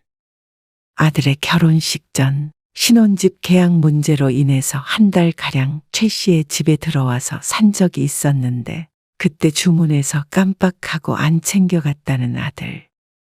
쓸 일이 없어서 잊고 있다가 이제 생각났다며 전화를 했습니다. 아, 여기 있네. 가지고 가게? 이따 저녁 때쯤 들릴게요. 그러자 옆에서 듣고 있던 남편이 끼어들어 말했습니다. 어차피 우리 나갈 건데 가는 길에 잠깐 주고 가면 되지. 최 씨는 2시간 뒤쯤 남편과 함께 모임 약속이 있었습니다. 그리고 아들네 아파트는 최 씨와 같은 아파트는 아니지만 걸어서 10분이 채 안 걸리는 바로 옆 건물이었죠. 주서가 아버지가 가는 길에 전해주자는데 집에 있어? 아, 지금 바뀌긴 한데요. 1시간 정도 뒤면 들어갈 것 같아요. 그래? 그럼 우리도 그때쯤 들려서 주고 갈게. 그런데 막상 아들네 집 앞에 도착을 하니 아직 아들은 들어오질 않았는지 초인종을 눌러도 반응이 없었습니다. 아직 안 왔는가 본데. 그런가 보네. 최 씨가 아들에게 전화를 걸자 아들이 난감한 투로 말했습니다. 어쩌죠? 좀 늦을 것 같은데. 30분쯤 있다가 도착해요. 그래? 그럼 안에다 두고 갈게. 네, 안 해요? 그냥 집 앞에 두세요. 누가 가져가면 어떡해? 그래도 비밀번호를 가르쳐 드리긴 좀 그래서. 아, 그래? 결혼하면 이제 그러면 안 되는 거죠. 아들의 말에 알았다고 하고 전화를 끊었는데 옆에서 남편이 헛웃음을 지었습니다. 왜? 비밀번호는 못 알려주겠대. 그렇다네. 놓고 가래. 허참. 그거 좀 다시 바꾸면 되지. 아들의 마음은 충분히 이해를 하고 그렇게 하는 게 맞다고 생각하지만 서운했던 것도 사실이었습니다. 비밀번호를 안다고 허락 없이 찾아와서 들어가지도 않을 텐데 말이죠. 딱 선을 긋는 모습에 조금 섭섭하긴 했지만 내 아들 집만이 아니라 며느리 집도 되는 것이기에 당연한 줄은 알았습니다. 그리고 그건 딸이 결혼을 해도 마찬가지였습니다. 딸이 결혼할 때도 아들네와 마찬가지로 전세금을 보태주었습니다. 그러다 보니 사위 쪽보다도 많이 들어가게 되었는데 그래서 사위가 무척 고마워했습니다. 장인어른, 장모님. 여울이랑 같이 식사 대접해드리고 싶은데 한번 놀러 오세요. 아들이 결혼식을 올리고 한 달이 채 안 되었을 때 사위의 초대로 최 씨 부부가 딸네 집에 방문하게 되었습니다. 집이 좋네. 딸이 살고 있는 신혼집은 최 씨네 집과 차 타고 15분 정도 걸리는 곳에 위치한 신축 아파트였습니다. 평수는 아들네 집보다 작지만 훨씬 깔끔하긴 했죠. 우린 어차피 애 안 낳을 거니까. 딩크족인지 무엇인지. 자신들은 이세는 필요 없다고 일찌감치 선언한 딸 부부였습니다. 처음 그 소리를 들었을 때는 충격이 컸었지만 하도 단호한 탓에 반대고 뭐고 할 수조차 없었습니다. 사돈네도 별말이 없는 것을 보니 운명으로 받아들이는 듯 했습니다. 최 씨도 만약 아들에게서 본 손주가 없었다면 딸을 설득해 보려고 하지 않았을까 싶었습니다. 여보, 나 좀 나갔다 올게. 식사 후에 함께 과일을 먹고 있는데 남편이 슬그머니 자리에서 일어났습니다. 담배를 피우러 나갔다 오나 싶어서 최 씨는 고개만 끄덕였습니다. 그렇게 앉아서 얘기를 하고 있는데 남편에게서 전화가 왔습니다. 왜 안 올라오고 전화를 했어? 의아한 마음에 전화를 받자 남편이 난처해하며 말했습니다. 여보, 여기 1층에서 문이 안 열리는데 1104호 호출 누르면 돼. 자꾸 비밀번호를 누르라는데. 아, 비밀번호? 잠깐만.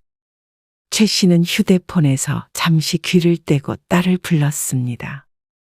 여울아. 아빠가 밑에서 못 들어오고 있는데 비밀번호 뭐야? 호출 누르시라 그래. 잘 못하시겠대. 왜 못해?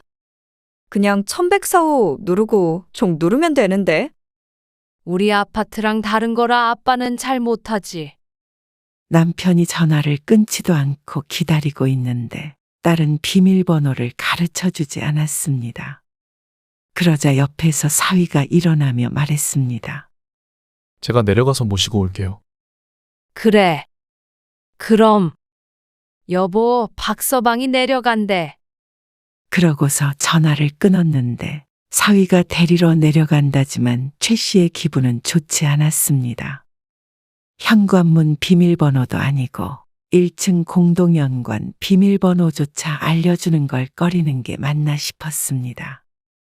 사위도 비밀번호를 알려주는 게 아니라 차라리 내려가서 모시고 올 정도라면 요즘 사람들은 전부 이러나 싶었습니다. 아들 며느리를 봐도 크게 다르지 않았으니 말이죠. 남편이 사위와 함께 들어와서 잠시 앉아 있는데 딸이 이만 일어나자며 자리를 정리했습니다. 안 그래도 슬슬 일어날 때가 됐다고 생각해서 가방을 찾아 두리번거리는데 딸이 말을 이었습니다. 아무리 자식이라도 오래 있으면 안 되는 거 알지? 최 씨도 남편도 오래 있을 생각도 없었지만 어쩐지 쫓아내는 듯한 말에 기분이 묘했습니다.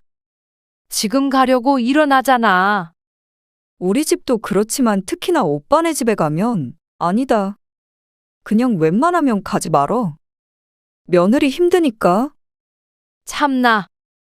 우리가 뭘 힘들게 해? 그리고 너희 오빠네 집도 가본 적도 별로 없다. 힘들게 안 해도 힘든 게 며느리잖아. 아무것도 안 해도 그냥 오기만 해도 존재만으로도 힘드니까 어지간하면 가지 말란 소리지. 농담처럼 하는 딸의 말을 최 씨도 웃어넘겼지만 속으론 쓴웃음을 지었습니다. 최 씨 부부가 자식들에게 그리고 며느리나 사위에게 그런 존재인가 싶었습니다. 결혼한 뒤로는 자식들 집에 직접 방문한 적이 아들, 딸 둘을 합쳐도 한 손가락 안에 꼽혔는데 이런 말을 들어야 하는지 기가 찼습니다. 웃으라고 한 말이겠지만 존재만으로도 힘들다는 말이 참 상처가 되었죠. 최 씨는 그런 내색은 하지 않고 자리에서 일어났습니다. 그리고 집 앞에 도착하고는 깜짝 놀랐습니다. 문이 열려 있는데? 주먹 하나가 들어갈 만큼의 문틈이 보였습니다. 자동으로 닫히지 않아서 꼭 나올 때 힘을 줘서 닫아야 하는 문이었습니다. 그리고는 잠겼는지 늘 확인하는 게 일상이라 이렇게 열려 있을 리가 없었습니다. 최 씨도 남편도 화들짝 놀라 문을 열고 들어갔는데 보이는 광경에 또 경악했죠. 집이 왜 이래? 왜 그래? 뒤이어 남편이 들어왔는데 남편도 최 씨만큼 놀랐습니다. 아니 도둑이 들었나? 분명히 나올 때는 깔끔하게 정돈이 되어 있던 집이었는데 지금은 누가 봐도 어수선했습니다. 수건이 바닥에 널브러져 있었고 곳곳엔 물기가 묻어 있었습니다. 냉장고 문도 열려 있었죠. 아니 도둑이 우리 집에서 목욕이라도 하고 갔나? 최 씨가 어지럽혀진 집을 치우는데 도둑이 아니라 아들이라도 왔다 간 듯 했습니다. 딸내에 있다가 왔으니 딸은 아닐 테니 말이죠. 최 씨가 휴대폰을 들어 아들에게 전화를 걸었습니다. 주서가, 너 혹시 집에 왔다 갔어? 아, 저는 아니고요. 잠시만요. 아들이 잠깐만 기다리라고 하더니 며느리를 바꿔주었습니다. 어머니, 저예요. 아까 태윤이랑 주석 씨 기다리고 있는데 갑자기 쉬가 마렵다는 거예요. 아, 그래서 집에 왔다 갔어? 네. 너무 급하다고 당장 바지에 실수할 것 같다는데 급한 마음에 어머님 댁으로 갔어요. 저희 집까지 돌아가려면 10분은 걸어야 되니까. 아들네 아파트는 최신의 아파트 바로 붙어 있었지만 최신애가 대로변 바로 앞이었고 아들네는 한참 안으로 들어간 뒷동이었습니다. 그러다 보니 더 가까운 최 씨의 집으로 들어왔다가 간 것 같았죠. 근데 무슨 물이 이렇게 흥건해? 걸레로 바닥을 닦으면서 물었더니 며느리가 웃으면서 대답했습니다. 태윤이가 쉬하다가 욕실 바닥에 좀 흘려서요. 그래서 물 뿌렸는데. 어떻게 뿌렸길래 거실까지 물이 흥건한지 몰랐습니다. 그리고 수건을 쓰고 그대로 던져둔 모양이었죠. 최 씨는 별말 하지 않고 알았다고 전화를 끊으려는데 며느리가 말했습니다. 아참.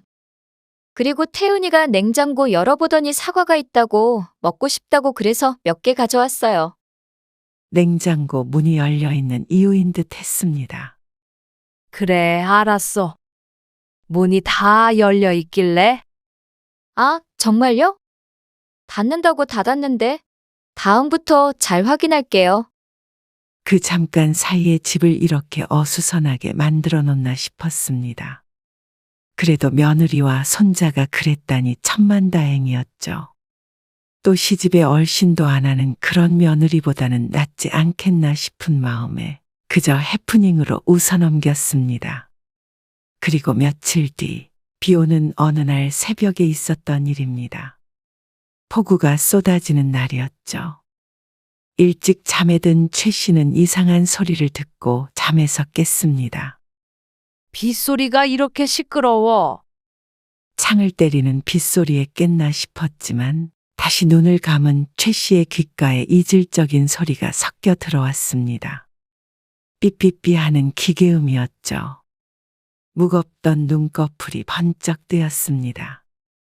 숨을 죽이고 다시 들어보자 다시 한번 기계음이 들리더니 이번에는 쿵쿵 하고 문을 두드리는 소리가 들렸습니다. 벽에 걸린 시계를 보니 이미 새벽 2시가 넘어가고 있었습니다. 여보, 일어나봐. 최 씨는 급히 남편을 깨웠습니다. 남편이 뒤척이더니 일어나 앉았습니다.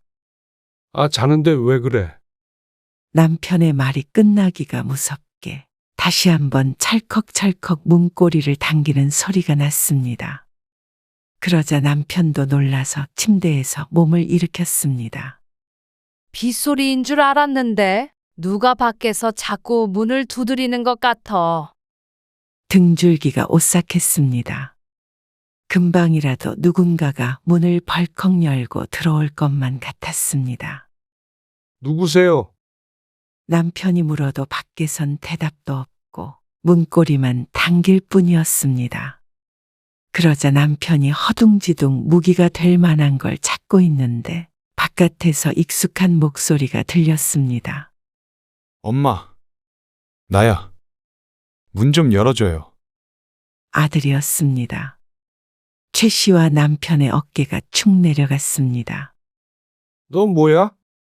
남편이 문을 벌컥 열며 말하는데 아들의 흐느적거리는 몸이 쏟아져 들어왔습니다.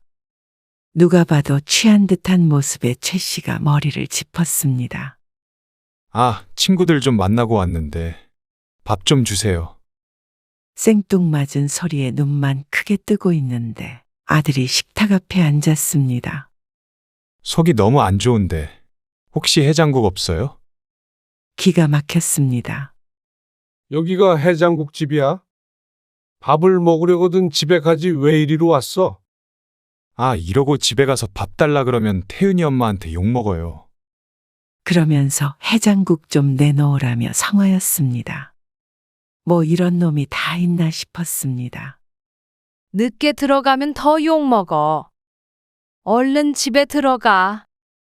아니, 해장국 없으면 라면이라도 주세요. 속 좀 풀고 가게. 어서 못 가? 그러자라면 타령을 하며 일어나지 않는 아들. 하는 수 없이 남편이 얼른 라면을 끓여주고는 보내버렸습니다. 아들은 집 밖을 나서면서도 차라리 자고 가겠다며 꼬장을 부렸습니다. 아들을 보내고 나니 새벽 3시가 훌쩍 넘었습니다.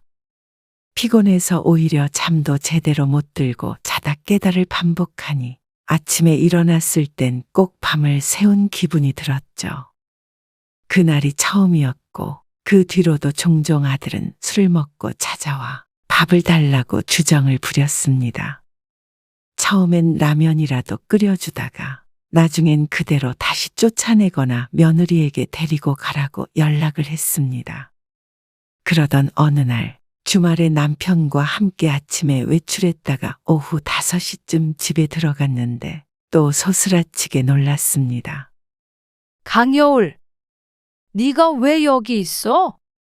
문을 열고 들어가자 소파에 웬 여자가 드러누워 있어 화들짝 놀랐는데 딸이었습니다. 드러누워 휴대폰을 보고 있던 딸이 태연하게 대꾸했습니다. 그냥 왔어. 이렇게 연락도 없이 무슨 일이야? 박서방은? 박서방? 몰라, 혼자 알아서 있겠지. 사위랑 싸운 모양인지 시큰둥하게 대꾸하는 딸 때문에 머리가 아팠습니다. 싸웠어? 그렇다고 여기서 이러고 있으면 어떡해? 뭘 어떡해. 나 오늘 여기서 자고 갈 거야. 자긴 뭘 자고 가. 얼른 집에 가봐. 가서 둘이 알아서 풀어야지. 싸웠다고 친정에 쪼르르 달려오면 돼. 아, 싫어. 내가 알아서 할게. 저녁밥 먹자. 출출해. 최 씨가 안방에 들어가 사위에게 전화를 해보았는데 이미 여기에 있는 걸 아는 눈치였습니다. 그러더니 조금 있다가 데리러 오겠다고 했죠. 둘이 지지고 볶고 알아서 해야지. 왜 부모 집에 무작정 와서 부모 속까지 시끄럽게 만드는지 몰랐습니다. 사위는 생각보다 늦게 왔습니다. 밤 10시가 다 돼서 와서는 딸과는 집으로 돌아가네 마네하며 실랑이를 했습니다. 최 씨 부부는 끼어들지 않고 있다가 결론이 날 것 같지 않자 한마디 했습니다. 둘이 싸우든 말든 집에 가서 해. 좀. 10시 넘은 시간까지 자식의 부부싸움을 관람하고 있어야 하는 처지가 괴로웠습니다. 어쩜 이런 자식들이 다 있나 싶었습니다. 아들이고 딸이고 부모의 사생활은 전혀 존중해주질 않았습니다. 그러니 며느리도 사위도 시부모나 처부모 불편한 줄 모르고 이렇게 집에 와서 난리를 피우는 것이겠죠. 그런데 서로가 이렇게 격 없는 사이였다면 얘기가 좀 달랐겠지만 그게 일방통행이라 문제였습니다.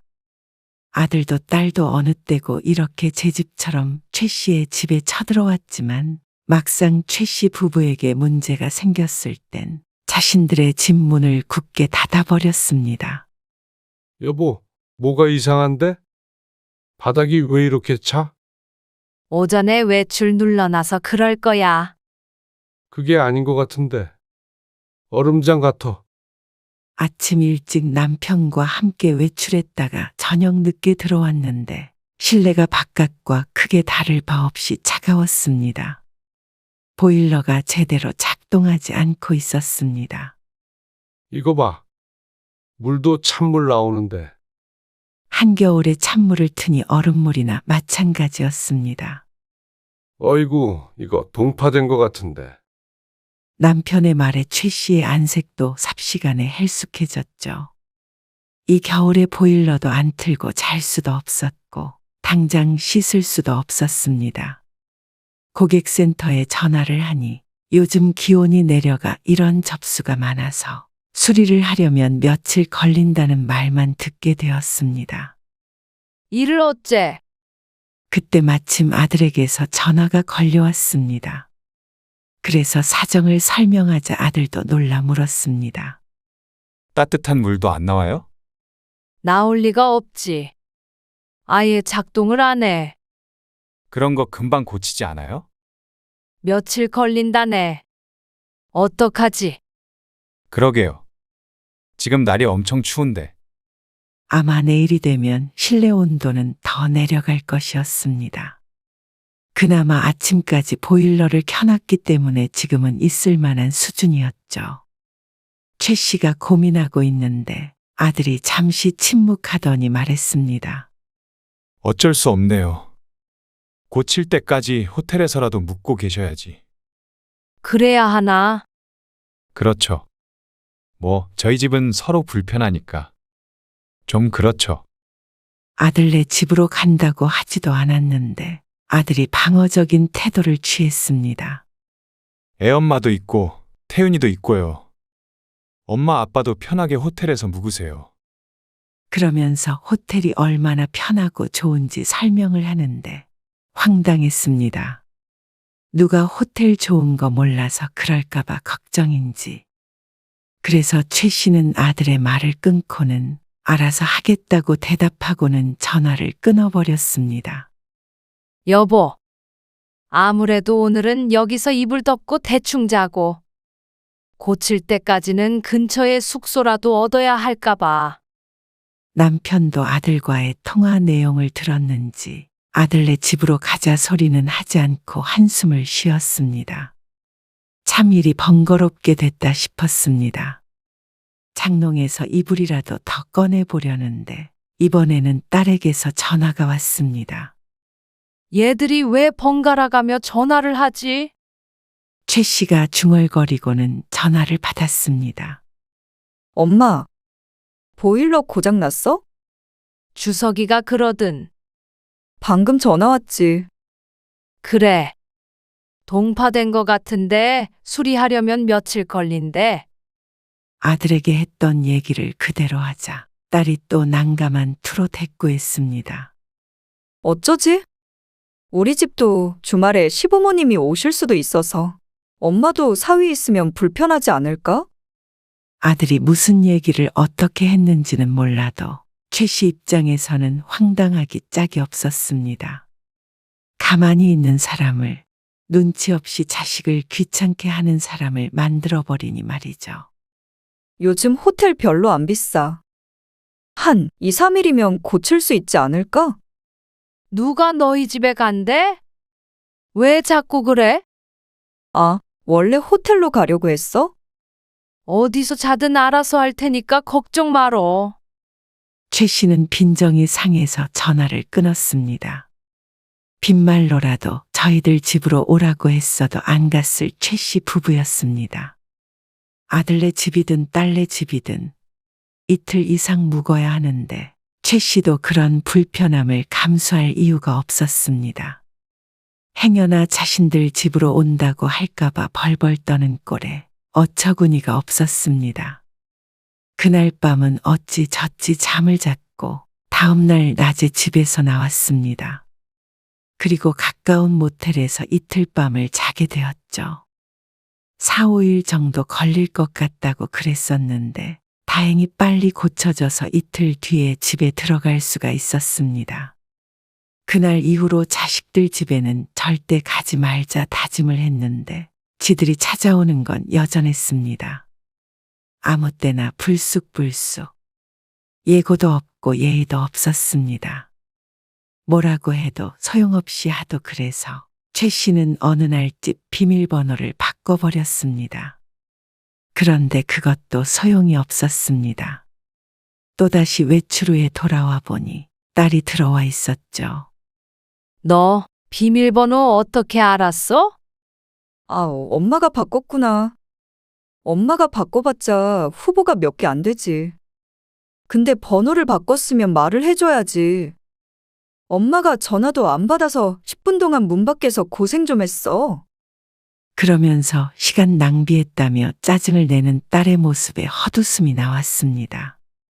강여울, 엄마 아빠는 너희 집에 안 가는데 왜 너는 이렇게 마음대로 드나들어? 마음대로 드나들긴? 여기도 우리 집이잖아. 여기가 왜 너희 집이야? 여긴 엄마 아빠 집이고 너희 집은 따로 있잖아. 엄마 아빠가 찾아가는 것도 싫어하고 오래 있는 것도 싫어하면서 넌 왜 그러는 거야? 뭐야, 내가 오는 게 불편하다는 소리야? 너라면 편하겠어? 나랑 경우가 다르지. 뭐가 달라? 너희가 그렇게 좋아하는 사생활, 엄마 아빠랑도 좀 지키며 살자. 그래서 일부러 비밀번호 바꿔놨더니 최 씨의 말에 딸이 기가 찬 듯 웃더니 대답했습니다. 안 오면 될 거 아니야. 그러더니 외투를 챙겨 입고는 쌩하고 나가버렸습니다. 자식 집에 오래 있으며 안 된다며 면전에서 민망하게 하더니 자신은 한 소리 좀 들었다고 저렇게 토라져 버리는 게 어이없었죠. 자식은 부모에게 무슨 말이든 해도 되고 부모는 한마디 하는데도 자식 눈치를 봐야 하니 참 부모 노릇도 힘들었습니다. 딸은 한동안 발길을 끊었습니다. 아들에게도 똑같이 말했더니 불편하면 이제는 안 오겠다고 했죠. 그렇게 한 달, 두 달 정도는 그 약속이 지켜지는 듯 했습니다. 그래서 최 씨도 아무리 급한 일이 있어도 아들네나 딸네 집 근처에는 얼씬도 하지 않았습니다. 만날 일이 있어도 밖에서 만나고 말았더니 세상 편했죠. 그런데 그것도 한두 달만 지켜졌을 뿐이었고 자식들은 또다시 최 씨의 집을 드나들었습니다. 이유도 무척 다양했고 대부분 하잘것없었습니다. 너 정말 자꾸 이럴 거야? 또다시 새벽에 문을 열고 들어온 아들을 보며 최 씨가 소리쳤습니다. 만취하진 않았는지 얼굴만 벌겠는데 또 밥 타령하는 건 여전했죠. 제발 좀 술 먹고 찾아오지 말아라. 남편도 한 소리 하자 오히려 아들이 이해를 못하겠다는 듯이 대꾸했습니다. 다른 사람들은 자식이 찾아오면 좋아하던데 밥도 해주고 자고 가라 그러고. 근데 엄마 아빠는 왜 자꾸 못 쫓아내서 안달이세요? 자식이 찾아와서 기쁜 것도 적절한 때가 있는 법이었습니다. 당연히 좋은 날에 찾아와서 같이 식사도 하고 이야기도 하면 최 씨도 좋았습니다. 그게 아니라 이곳이 공공장소인 것 마냥 와서 최 씨 부부의 생활을 헤집어 놓고 가버리니 그것이 문제였죠. 남편의 성화의 아들이 쫓겨나고 최 씨는 다음 날 아침이 밝기가 무섭게 열쇠 가게로 달려갔습니다. 그리고 현관문에 붙어 있던 도어락을 통째로 뜯어내 버렸죠. 이게 뭐야? 멀쩡한 걸 왜 뜯어내? 남편이 묻자 최 씨가 기세등등하게 대꾸했습니다. 기계만 멀쩡하면 뭐해? 아무나 들어오는데 오지 말라 그래도 찾아오니까 와도 열 수 없게 하면 되지. 그리고 며칠 뒤 또다시 현관문이 달칵달칵 소리를 냈습니다. 하지만 이전처럼 열리는 일은 없었습니다. 그때 최 씨의 전화벨이 울렸습니다. 엄마, 이거 뭐예요? 문 바꿨어요? 문을 바꾼 게 아니라 비밀번호 키를 통째로 바꿔버렸어. 뭐야? 비밀번호도 안 맞는데요. 8자리인데 나도 까먹어버렸다. 네? 그럼 문을 어떻게 열어요? 엄마 아빠 지문만 등록해놔서 우리 둘밖에 못 열어. 이제. 아니, 왜요? 어리둥절해 보이는 아들에게 최 씨가 말했습니다. 왜긴 왜야?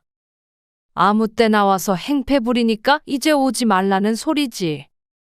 몇 번 말하니? 아니, 아무리 그래도 자식들 못 들어오게 하려고 번호키까지 바꾸는 부모가 어디 있어요? 그러게 말로 했을 때 들어야지. 나도 돈 많이 들었어. 왜 이렇게까지 하시는데요? 자식이 부모 집 좀 오면 어때서요? 그러면 네가 우리 집 오는 만큼 우리도 너희 집에 마음대로 찾아가도 되냐? 또 말도 안 되는 소리를 하세요. 거봐라. 그건 말이 안 되는데 너희는 왜 말이 돼? 엄마 아빠도 생활이라는 게 있고 아무리 자식이라도 찾아오는 거 불편하고 번거로울 때가 있는 법이야. 그래서 너희는 현관 비밀번호 죽어도 안 알려주잖냐? 나도 공평하게 그렇게 해보려는데 뭐가 문제야? 그것 때문에 복수라도 하신다는 말씀이세요? 그렇게 거창하게 말할 것까지는 없고 너희들도 찾아오려면 정식으로 절차를 밟고 와. 우리들처럼. 정식 절차요. 그게 무슨 말이에요? 오기 전에 먼저 우리 스케줄 물어보고 허락받고 와서 오래 머무르지 않고 돌아가고 너희가 하는 것처럼 똑같이. 아들도 더 이상 할 말이 없는지 한숨을 쉬고는 전화를 끊었습니다. 그리고 또 며칠 뒤에 딸과도 똑같은 대화를 반복했습니다. 엄마도 그럼 우리 집에 오면 되잖아. 싫다? 나도 불편해서 가기 싫어. 각자 집에서 알아서 잘 살자. 그러자 딸은 매정하다며 비난했죠. 하지만 그렇다고 해도 앞으로 자식들이 마음대로 들어오게 할 마음은 추호도 없었습니다. 부모도 자식이 언제든 오는 게 좋은 건 아니었습니다. 내 집에 누굴 들인다면 내가 준비가 됐을 때, 기분이 괜찮을 때 드리고 싶었습니다. 그렇게 생각해보면 요즘 젊은 사람들의 문화라는 게 꼭 나쁜 것만은 아니었습니다. 서로 공평하게만 한다면 말이죠. 이제 안에서 문을 열어주지 않으면 들어올 수 없으니 찾아오려면 최 씨에게 연락을 할 수밖에 없었습니다. 그러자 불청객의 발걸음이 뚝 끊겼습니다. 그러니 참 편안했습니다. 새벽에 잠을 깰 일도 없었고 귀가 후에 보이는 인형에 깜짝깜짝 놀랄 일도 없었고 말이죠. 그렇다고 아들, 딸과 등지고 산 것도 아니었고 다만 서로 어느 정도 예의를 지키게 된 것이기 때문에 결과는 무척 만족스러웠습니다. 부모 자식 간에도 거리라는 게, 선이라는 게 참 중요하구나 하고 깨닫는 계기가 되었죠. 최 씨는 새로 바뀐 도어락에 손가락을 갖다 댔습니다. 그러자 덜컹하고 문이 열렸습니다. 최 씨는 그 모습을 뿌듯하게 바라보고 집으로 들어갔습니다. 진작에 이럴 것을 하고 후회할 뿐이었습니다.